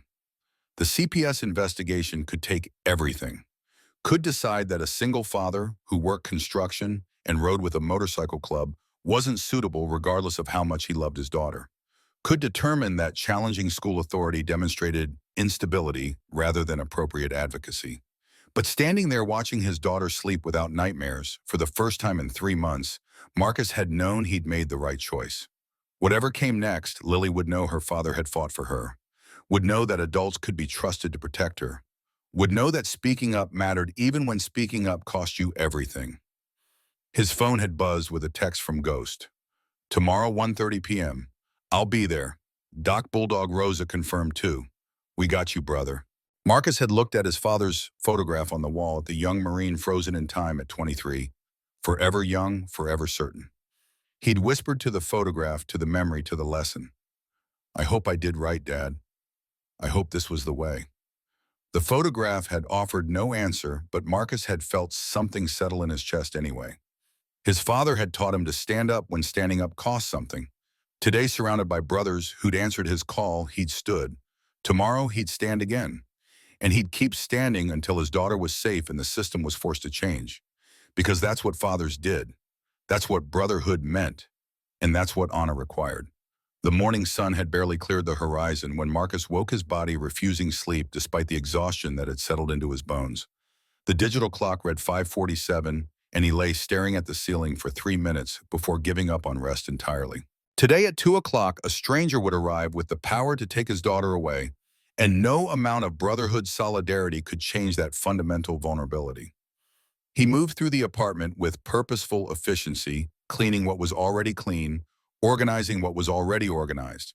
The act was ritual rather than necessity, but it gave his hands something to do besides shake. He photographed everything Doc had suggested: Lily's room, with its neatly made bed and shelves of books, the kitchen with its stocked refrigerator and meal planning calendar on the wall, the homework area with completed assignments organized in folders. Evidence of involved parenting documented and ready for scrutiny. Lily appeared in the kitchen doorway at 7:15, rubbing sleep from her eyes. For the first time in months, she'd slept through the night without waking, without nightmares, without tears. The absence of trauma felt like its own small miracle. She climbed onto the stool at the counter, watching Marcus crack eggs into a bowl. The silence between them was comfortable, familiar, the kind of quiet that came from years of breakfast routines and unspoken understanding. Marcus set a plate of scrambled eggs and toast in front of her, and Lily ate with an appetite he hadn't seen since August. The knot in his chest loosened fractionally. Whatever happened today with CPS, his daughter was healing already. That had to count for something. Lily looked up from her breakfast, her voice small but steady. "Daddy, the lady who's coming today. Ms. Stevens, what if she doesn't like me?" Marcus sat beside her, eye level, his hands gentle on her shoulders. "Sweetheart, she's not there to like or not like you. She's there to make sure you're safe and loved. And you are safe. You are loved. More than anything in this world. But what if she thinks I should live somewhere else?" The question struck at the core fear Marcus had been trying not to name. He chose honesty over false reassurance, trusting that Lily deserved truth even when truth was frightening. "Then I'll fight to keep you with me. I'll show her every reason why we belong together. But Lily, I need you to do something for me. When Ms. Stevens asks questions, tell her the truth. About school, about home, about how you feel. Don't try to say what you think she wants to hear. Just be honest. Can you do that?" Lily nodded, her small hand finding his. "I'll tell her you're the best daddy, that you make me breakfast and help with homework and read me stories. I'll tell her you saved me." The words lodged in Marcus's throat, making speech impossible for several seconds. He pulled her into a hug, holding her carefully, aware that this might be one of the last times if Stevens decided against him. Ghost arrived at 1:15, 45 minutes early, his presence both support and statement. He wore clean jeans and a button-down shirt rather than his riding vest, and his hair was pulled back neatly. The transformation was subtle but deliberate, not hiding who he was, but presenting the version of himself that might reassure a caseworker that stability existed here. Doc pulled up 10 minutes later in his civilian vehicle, also dressed in street clothes that suggested responsible adult rather than intimidating biker. Bulldog and Rosa arrived together, Rosa carrying a casserole she'd made that morning, the kind of dish neighbors brought to show care and community. By 1:45, Marcus's apartment looked like what it actually was, a home filled with people who cared about the child who lived here, adults who showed up when showing up mattered. The transformation was honest rather than performative, evidence rather than theater. Margaret Stevens arrived at precisely 2 o'clock, her punctuality suggesting someone who took the job seriously. She stepped into the apartment and paused, taking in the assembled group with an expression that revealed nothing of her thoughts. Marcus made introductions, keeping his voice steady despite the adrenaline flooding his system. "Miss Stevens, this is Jake Rivera, my club president and friend for 15 years. Daniel Patterson, a nurse. Thomas Chen and his wife Rosa, who've known Lily since she was born." Stevens nodded to each person, her assessment clinical but not cold. "Quite a support system, Mr. Brennan, though I'll need to speak with you and Lily privately first." Ghost led the others to wait outside, but not before Rosa pressed the casserole into Stevens' hands with a warm smile. "For after. Chicken and rice enough for 3 days. We take care of each other around here." And the gesture was perfect, not obvious bribery, just the kind of thing people who cared about each other did naturally. Stevens accepted it with thanks, and her expression softened almost imperceptibly. The home inspection took 40 minutes. Stevens moved through each room with methodical thoroughness, opening cabinets, checking smoke detectors, noting the child safety locks on cleaning supplies, and the photographs covering every available surface. Marcus followed at a respectful distance, answering questions, when asked, providing context without over-explaining. In Lily's room, Stevens lingered on the bookshelves, her fingers trailing across spines. "You read to her?" "Every night she picks 3 books, usually the same 3 for a week, then she rotates." "And these drawings?" Stevens gestured at the artwork covering one wall, bright colors and stick figures and rainbows. "New ones, from the past 2 days. She stopped drawing for months when—" Marcus caught himself modulating his voice away from anger. "When school was difficult, she's starting again." Stevens made notes, her face revealing nothing. In the kitchen, she opened the refrigerator, documenting the fresh produce, the balanced meal options, the juice boxes, and string cheese that spoke to awareness of a child's preferences. She found the calendar on the wall, the one tracking Lily's school schedule, upcoming appointments, planned activities. "You maintain this?" "Yes, ma'am. Helps me balance work with being present for what matters." Stevens photographed the calendar, then turned to face Marcus directly. Mr. Brennan, the report filed against you suggests instability, aggressive behavior, involvement with a dangerous organization. But what I'm seeing here is organization care and substantial community support. Those things don't typically coexist with the profile described in the complaint. Marcus measured his response carefully, aware that this might be the moment that determined everything. Ma'am, I work construction. I'm a member of a motorcycle club. To some people, those things suggest I'm not suitable to raise a daughter. But I've spent 6 years proving that stable parenting looks different than the stereotype suggests. And when my daughter was being abused, I did what any parent should do. I protected her. The school didn't like being challenged. That's why they filed the report. Stevens nodded slowly, neither confirming nor denying, simply absorbing information. I'd like to speak with Lily now, alone. The next 20 minutes felt like hours. Marcus waited in the kitchen while Stevens interviewed Lily in the living room, their voices too quiet to distinguish words, but the tone remaining calm, conversational. Through the doorway, he could see Lily's face, serious but not frightened, answering questions with the careful honesty they'd practiced. When Stevens finally called him back, Lily was sitting on the couch with her stuffed rabbit clutched in her lap, looking small but composed. Stevens's expression had shifted, the professional neutrality giving way to something warmer, more human. She addressed Lily first. Thank you for talking with me, Lily. You were very brave and very honest. Then to Marcus, Mr. Brennan, can we speak outside? The walk to Stevens's car felt like walking to judgment. Ghost stood on the sidewalk with the others, his presence steady and reassuring. Stevens pulled her briefcase from the passenger seat and withdrew papers, but she didn't hand them to Marcus immediately. Mr. Brennan, I've conducted these investigations for 23 years. I've seen neglect. I've seen abuse. I've seen households where children aren't safe. She paused, meeting his eyes directly. This is not one of those households. The relief nearly buckled Marcus's knees, but Stevens continued before he could speak. Your daughter is well cared for, loved and safe. She speaks about you with genuine affection.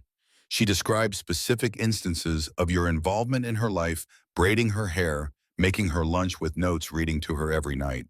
She told me about school, about Mrs. Hayes, about how you saved her by refusing to let the abuse continue. Stevens closed her briefcase with finality. This report was retaliatory. I'm noting in my findings that the complaint appears motivated by the school's desire to discredit a parent who legitimately advocated for his child. My recommendation is case closure as unfounded. You're a good father, Mr. Brennan. Keep being one. The words landed with weight that went beyond simple relief. Validation from someone whose job was to identify bad parenting meant more than Marcus could articulate. He managed to keep his voice steady. Thank you. Thank you for conducting a fair investigation. Don't thank me. I'm just doing my job. You did yours. You protected your daughter. That's what parents are supposed to do. Stevens paused at her car door. One more thing. If the school board tries to use this investigation against you in any way, call me. I'll testify to what I found. After Stevens drove away, Ghost approached with a grin that transformed his typically intimidating face. Told you, brother. Truth wins. The celebration was subdued but genuine.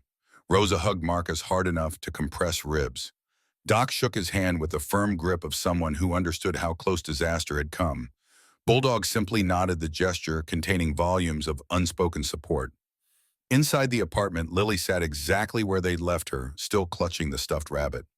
Marcus knelt in front of her, taking her small hands in his large ones. Ms. Stevens said you're staying with me. We're okay, sweetheart. Everything's going to be okay. Lily launched herself into his arms, and Marcus held her while she cried.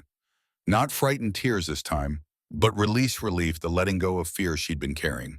He rocked her, gently murmuring reassurances, feeling the last of the previous day's tension drain from his own body. That evening, after Rosa's casserole had been eaten and the visitors had left, Marcus received a phone call from Dr. Foster. The superintendent's voice carried weariness earned through confronting institutional failure. Mr. Brennan, I wanted to update you personally. The investigation firm began work today. Full interviews with current and former students, parents, staff. They're thorough, independent, and they have full access to all records. This will take approximately 6 weeks. And in the meantime, Mrs. Hayes remains suspended without pay. We've assigned a substitute teacher to her class, and I've personally met with those families to apologize and offer support resources. Principal Monroe's retirement is final as of Friday. We're conducting a national search for her replacement. Marcus absorbed the information, recognizing these as genuine actions rather than performative promises. Thank you for following through. Mr. Brennan, I spent 35 years in education believing the system worked. Yesterday taught me that systems only work when people refuse to let them fail. You refused. That matters. The investigation that unfolded over the next 6 weeks revealed damage more extensive than even Marcus had imagined. The independent firm interviewed 38 students who'd passed through Victoria Hayes's classroom over the previous 3 years. The findings, compiled into a 67-page report that Marcus would eventually read in its entirety, painted a picture of systematic emotional abuse enabled by institutional complicity. 29 of 38 students reported fear of their teacher.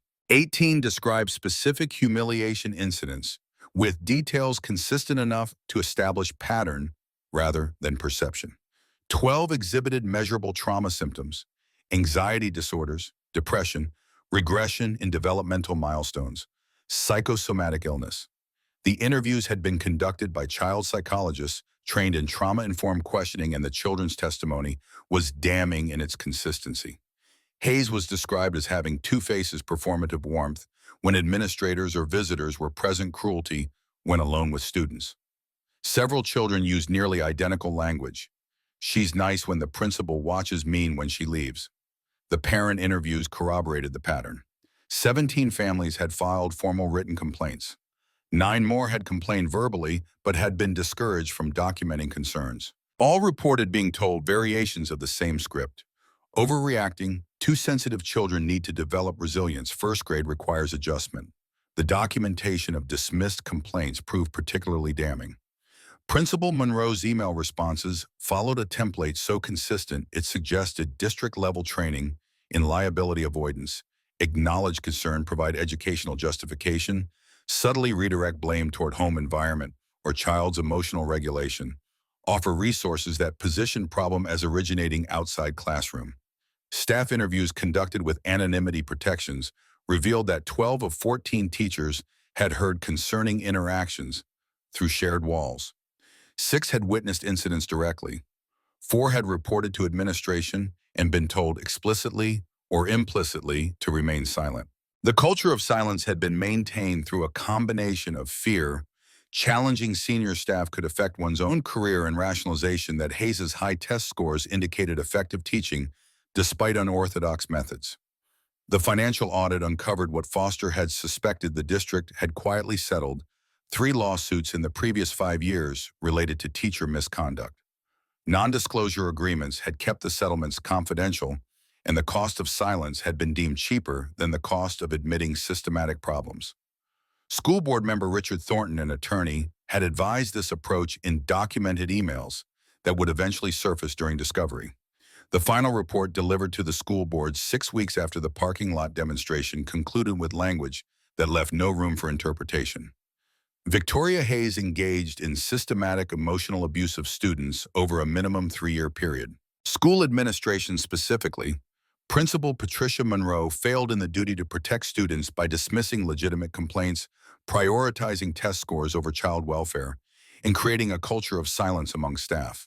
This represents institutional failure at multiple levels, requiring comprehensive reform. The school board meeting where findings were presented was scheduled for November 22nd, exactly 38 days after Marcus had stood in Hayes's doorway. The auditorium at district headquarters was packed beyond capacity, standing room only with overflow, watching via live stream in adjacent rooms. 400 people had shown up: parents, teachers, community members, reporters, and 20 bikers who'd taken the evening off work to bear witness. Marcus sat in the front row with Lily beside him, Angela Torres on his other side, David Park behind them. The parent coalition they'd formed, officially named Voices for Safe Schools, had grown to encompass 23 families directly affected by Hayes, plus another 47 who joined in solidarity after hearing the stories. Superintendent Foster presented the findings himself, reading excerpts that made parents weep and teachers shift uncomfortably in their seats. He didn't minimize, didn't spin, didn't protect the institution at the expense of truth. When he finished, the silence in the auditorium was absolute. Foster set down the report and addressed the crowd without notes. We failed you. We failed your children. And I want to be absolutely clear about what that means. We didn't fail through ignorance. We failed through choice. We chose test scores over trauma. We chose reputation over responsibility. We chose to silence complaints rather than address them. That was wrong, and it stops today. The immediate actions were substantial and specific. Hayes' termination was finalized. Her teaching license referred to the state board with a recommendation for permanent revocation. Monroe's forced retirement was made explicit, her full benefits package denied due to documented failure of duty. Thornton faced censure and removal from education committee positions pending ethics investigation. District-wide reforms were announced with implementation timelines and accountability measures. Cameras would be installed in all classrooms within 60 days, with footage accessible to parents through secure online portal. An anonymous 24/7 reporting hotline would be operational within 2 weeks, managed by external agency to prevent internal suppression. Quarterly psychological screenings for all students would begin next semester. Zero-tolerance policy for emotional or verbal abuse would be codified in teacher contracts, with violations resulting in immediate suspension pending investigation. A parent liaison position would be created within each school, providing an advocate for families navigating concerns about their children's education. Teacher training on trauma-informed practices would become mandatory annual professional development, with outside experts conducting sessions. School board member Patricia Mendez stepped to the microphone after Foster finished, her voice carrying the weight of someone who understood the political cost of honesty. I've served on this board for 8 years. I've approved policies that prioritize metrics over humanity. I've voted to settle lawsuits quietly rather than address root causes. I've been part of the problem. She paused and her voice strengthened. But I'm also part of the solution going forward. These reforms will be implemented. They will be funded. They will be monitored. And if this board fails to follow through, vote us out. You have that power. Use it. When the floor opened for public comment, Angela Torres was first to speak. She walked to the microphone with papers clutched in her hands. The documentation she'd kept of Miguel's suffering, the emails she'd sent that went unanswered, the medical records showing anxiety disorder diagnosed in a 7-year-old. Her voice shook but held. My son had nightmares for 6 months. I complained 3 times. I was told I was too sensitive, that I was raising my son to be weak. Today, I'm vindicated, but my son still wakes up crying. This investigation found what happened, but it can't undo the damage. We need to make sure it never happens again. David Park spoke next, his Vietnam veteran's bearing commanding instant respect. I'm 70 years old. I've seen injustice in many forms, but I've also seen good people stand up when it matters. Marcus Brennan stood up. His brother stood up. That's what honor looks like. That's what we fought for, so children could be safe. Don't let this moment fade. Keep the pressure. Stay vigilant. Marcus was called to speak last, and he walked to the microphone with Lily's hand in his. She'd asked to come with him, to be seen as more than a victim, to participate in her own story. He lifted her so she stood on the chair beside the microphone, her small presence beside him speaking louder than words. 6 weeks ago, I was a single dad who thought he was crazy. I thought maybe I didn't understand how school worked. Maybe I was being overprotective. Maybe I wasn't good enough as a parent to know what was normal. Marcus's voice remained steady, his hand on Lily's shoulder. But I listened to my gut. I listened to my daughter. And I refused to accept that her pain was normal. I'm not a hero. I'm just a father who saw his daughter hurting and refused to look away. He paused, scanning the faces in the crowd. But I learned something through this. One voice can be dismissed. Voices together cannot be ignored. I had 200 brothers stand with me. Now I have dozens of parents standing together. We're not going away. We will monitor these policy changes. We will attend school board meetings. We will be the permanent reminder that children deserve protection. And if this system fails again, he let the pause carry weight. We'll be back. The standing ovation started with the bikers, then spread through parents, then community members. Even some school board members stood, recognizing that this moment required humility rather than defensiveness. After the meeting, as crowds dispersed and reporters conducted final interviews, A woman approached Marcus in the parking lot. She was thin, worn her professional clothes hanging slightly loose as if recently purchased for an occasion that required them. When she spoke, her voice carried the particular quality of someone forcing themselves to do something terrifying. Mr. Brennan, I'm Victoria Hayes. I wondered if you and Lily would be willing to meet with me, to let me apologize properly. The request landed like a punch. Marcus's first instinct was refusal protection of his daughter from further contact with the person who'd hurt her. But something in Hayes's expression, genuine remorse rather than performative redemption, made him pause. Why bow? Because I need to say what I should have said months ago, because Lily deserves to hear that she was never the problem, because Hayes's voice cracked, because I need to face what I did, not for my benefit, for hers. Marcus looked down at Lily, who'd been listening silently. Sweetheart, Mrs. Hayes wants to say she's sorry. Do you want to hear it? Lily had considered with the careful deliberation of someone who'd learned to weigh decisions. Will you be there? Right beside you the whole time? Then okay. The meeting was arranged for the following week at Dr. Tran's office, neutral ground, with Lily's therapist present. Marcus arrived early with Lily, her small hand gripping his with familiar intensity. Hayes was already there, looking diminished in ways that went beyond physical presence.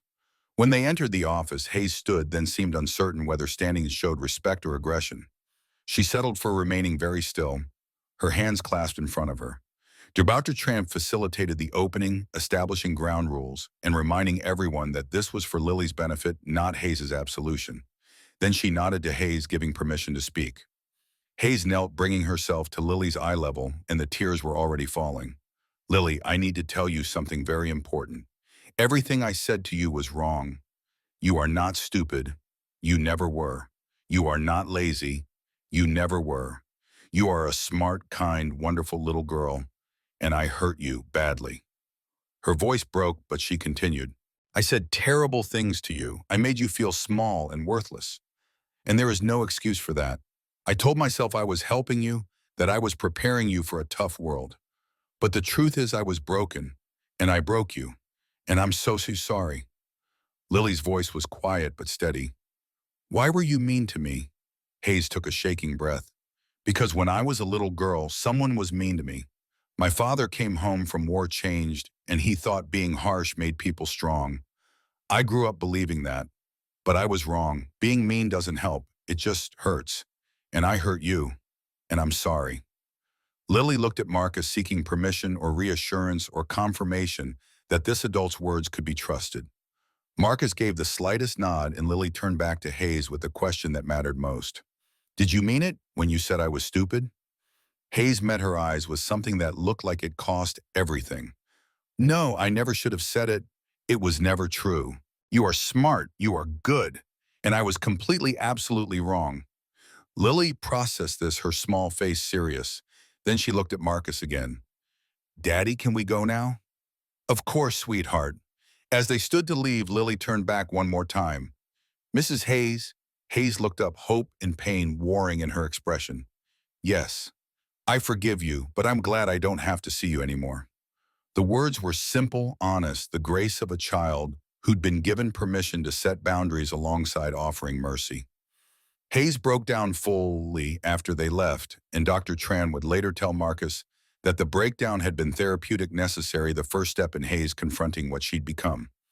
For Marcus and Lily, the meeting provided closure without requiring relationship. They'd given Hayes the opportunity to apologize.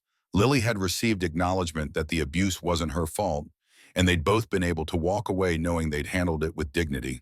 The healing that mattered most was happening at Riverside Elementary, where Lily had started 3 weeks earlier. Marcus had toured 5 schools after withdrawing her from Pinewood, and Riverside had distinguished itself through warmth that felt genuine rather than performed. Principal Dr. James Washington had greeted them personally, his handshake firm, his interest in Lily's well-being evident in questions that suggested he'd done his homework about her situation. The classroom observation had sealed the decision, Miss Sarah Kim teaching first grade, with patience that never felt forced and standards that never felt weaponized. The difference was visible in details. When a student spilled paint, Miss Kim smiled and said, accidents happen, then help clean without making the child feel ashamed. When another student struggled with a math problem, she knelt beside the desk and worked through it together, never once suggesting the child was inadequate for needing help. Lily had watched with wide eyes, seeing for the first time what school could be when adults prioritize learning over control. Her first day at Riverside had been marked by normal new student anxiety, rather than the existential dread that had characterized Pinewood mornings. She'd clung to Marcus's hand walking to the classroom, but when Miss Kim had knelt to greet her warmly and introduced her to Maya, "She loves drawing too," Lily had managed a small smile. After school that first day, Lily had actually talked in full sentences about her day, about Maya sharing colored pencils, about the story Miss Kim had read, about the science project they were starting on butterflies. The words had tumbled out with an enthusiasm Marcus hadn't heard in months, and he'd listened with gratitude that felt almost painful in its intensity. The progress over subsequent weeks was visible in incremental changes that accumulated into transformation. Lily brought home drawings again, bright colors, smiling figures, her artistic expression recovering. She mentioned friends by name, asked if Maya could come for a play date, talked about school without dread. The trauma symptoms didn't vanish overnight. She still occasionally woke from nightmares, still apologized more than necessary, still showed sensitivity to raise voices. But the trajectory was clear. Healing was happening. Confidence was rebuilding. Joy was returning. 6 weeks after starting at Riverside, Lily was working on homework when the breakthrough came. She'd been attempting a math problem, gotten it wrong, and had frozen the old fear patterns surfacing. Marcus had seen her hands start to shake, had watched her eyes fill with tears. He'd knelt beside her, his voice gentle. "Hey, getting something wrong doesn't make you stupid. It means you're learning." "But Mrs. Hayes said," Marcus had taken her small hands in his. "Mrs. Hayes was wrong. She was the problem, not you. Do you understand that it wasn't your fault?" Lily had looked at him, and something had shifted in her expression. "It wasn't my fault. It was never your fault. You were 6 years old trying your best and an adult hurt you. That's on her, not you." The tears had come then, not frightened tears, but releasing tears, the dam breaking on months of internalized shame. Lily had sobbed into Marcus's shoulder, and he'd held her, letting her cry out the poison that Hayes had injected, giving her space to purge what never should have been there. When the crying subsided, Lily had pulled back to look at his face. "I'm not stupid. You're smart, capable, creative, and brave. Don't ever let anyone convince you otherwise." The transformation after that moment was like watching time-lapse photography of a flower blooming. Lily's confidence grew daily, visibly, measurably. She raised her hand in class at Riverside. She asked questions without fear. She tried new things without being paralyzed by potential failure. 3 months after the parking lot demonstration, Riverside Elementary held a holiday talent show. Lily had asked to participate, had chosen to sing, had selected a song that Marcus recognized as significant, "Brave," by Sarah Bareilles, with its lyrics about saying what you want to say and letting the words fall out. Marcus had sat in the audience surrounded by Rosa and Ghost and Doc and Bulldog, watching his daughter standing stage alone. She'd been nervous, hands shaking slightly, voice wavering at first, but she'd sung. She'd stood in front of hundreds of people and used her voice literally and metaphorically, choosing a song about bravery after learning what bravery costs. When she'd finished, Marcus had been crying openly, not caring who saw, not caring that tough bikers weren't supposed to cry in elementary school auditoriums. Ghost had put a hand on his shoulder, saying nothing, the gesture conveying everything. After the show, Lily had run to Marcus, her face glowing. "Was I brave, Daddy?" He'd lifted her into his arms despite her growing too big for it. "Braver than you know, sweetheart. I'm so proud of you." The changes had rippled beyond one family and one school. The story, 200 bikers demanding accountability for child abuse, had been picked up by national media.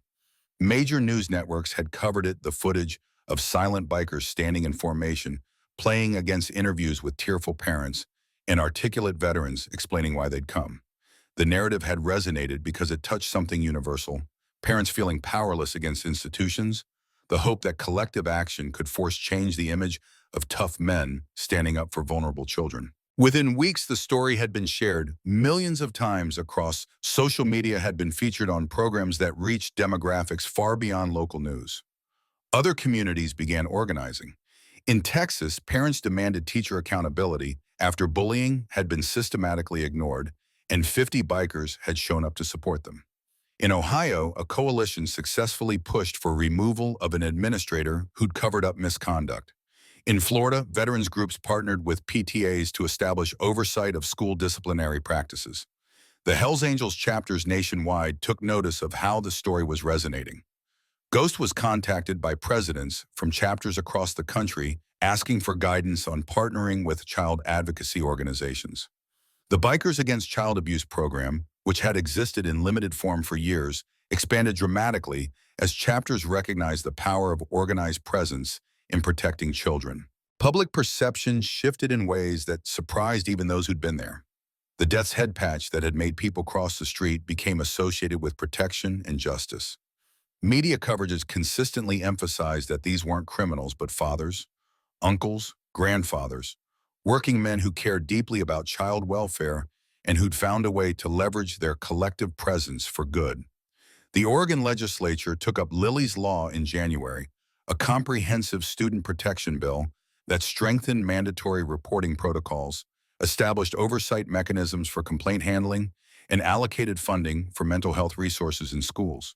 The bill passed with bipartisan support, and Governor signed it in a ceremony attended by Marcus Lilly, Angela Torres, David Park, and representatives from Voices for Safe Schools.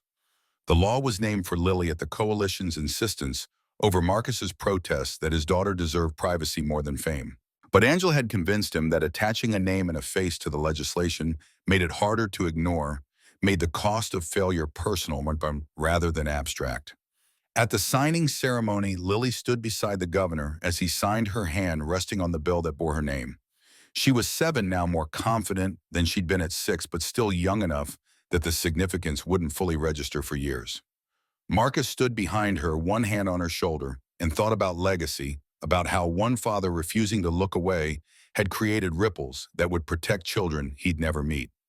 1 year after the parking lot demonstration, Pinewood Elementary held a dedication ceremony for a memorial garden. The school had been transformed under new principal leadership. Dr. Washington had transferred from Riverside to implement the reforms district-wide, and his approach emphasized student welfare with the same intensity Monroe had once devoted to test scores. The garden was small, tucked into a courtyard that had previously been unused space, but its meaning exceeded its size. A bronze plaque read, "For the children who suffered and the community that stood up, never again." Marcus attended with Lily, who'd been invited to place the first flower. She carried a sunflower chosen because it reminded her of the drawings she'd made in August before everything went dark, and planted it in the center bed with careful attention. Ghost and 20 other bikers attended in dress clothes rather than riding gear, standing respectfully as parents spoke about changes they'd witnessed healing that had begun children who were thriving now in environments that prioritized safety. Angela Torres spoke about Miguel, now 8, whose nightmares had stopped and whose love of learning had returned under new teachers trained in trauma-informed practices. David Park talked about his grandson, who transferred back to the district after Washington's reforms gave him confidence that mistakes wouldn't be repeated. When Marcus was invited to speak, he kept his remarks brief. "A year ago, I was just a dad who refused to accept his daughter's suffering as normal.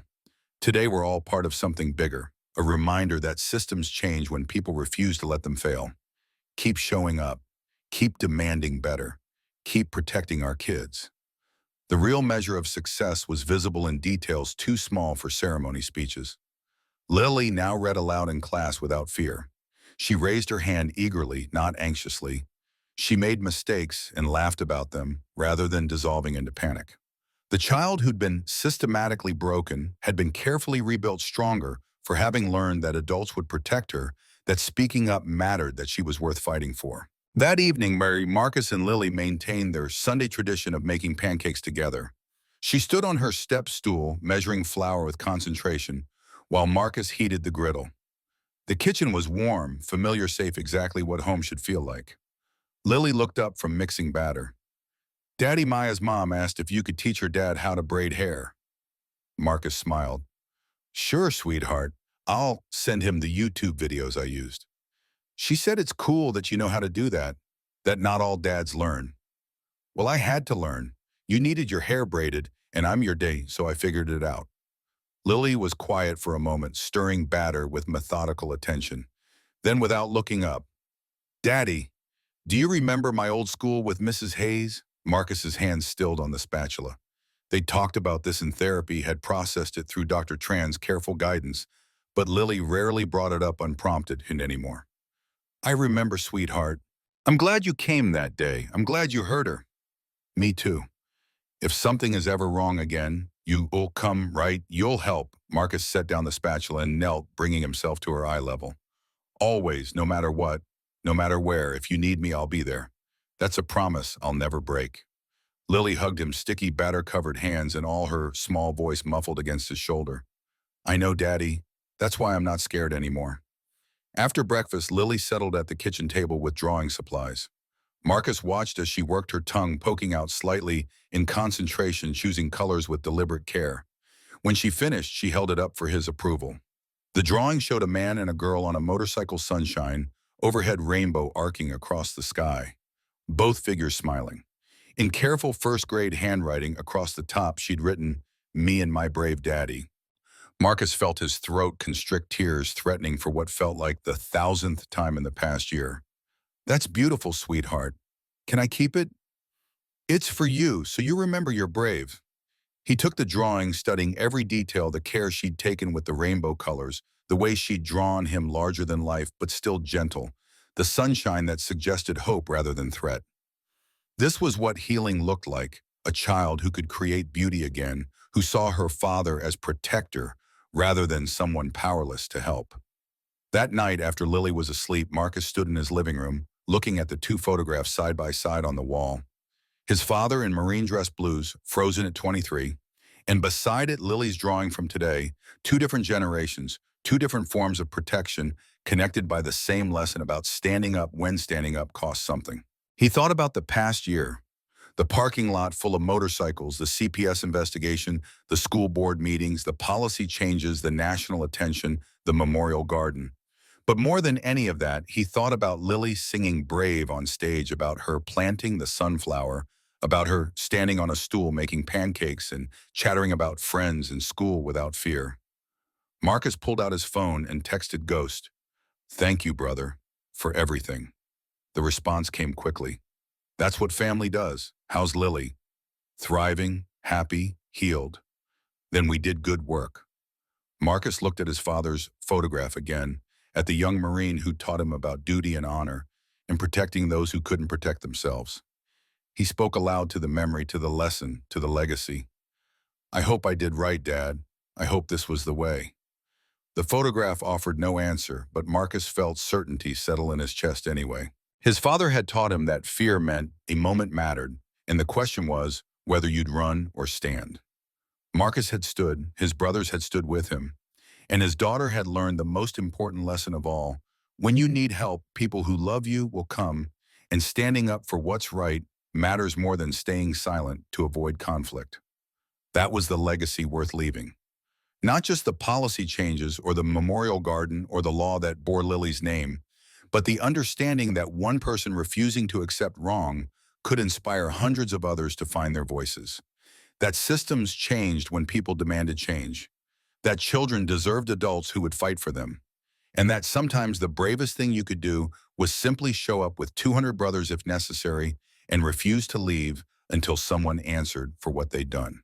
Marcus turned off the lights and checked on Lily one last time, watching her sleep peacefully in her bed, her stuffed rabbit tucked beside her, her breathing even and unlabored by nightmares. She was safe. She was healing. She knew she was loved. Everything else was detail. The war had been won not in the parking lot with motorcycles and media, but in these quiet moments, breakfast conversations, homework, help bedtime stories, the slow rebuilding of a child's understanding that the world could be safe and adults could be trusted. Tomorrow, Marcus would wake early and make breakfast and help Lily get ready for school. He'd pack her lunch with a yellow sticky note that said, "You're brave, you're smart, I love you." He'd drive her to Riverside Elementary where Miss Kim would greet her warmly, and she'd run off to play with Maya without looking back. And that would be victory enough, because that's what fathers did. That's what brotherhood meant. And that's what honor required, showing up every day for the people who needed you, building a world where children could be children, and where standing up for right mattered more than staying comfortable and wrong. Marcus closed Lily's door softly and returned to the living room where her drawing waited to be framed and hung beside his father's photograph. 3 generations of protection, each contributing to the legacy that would shape the next. The world his father had tried to build. The world Marcus had fought to preserve. The world Lily would inherit, knowing that her voice mattered and that adults would listen when she spoke. That was the story worth telling.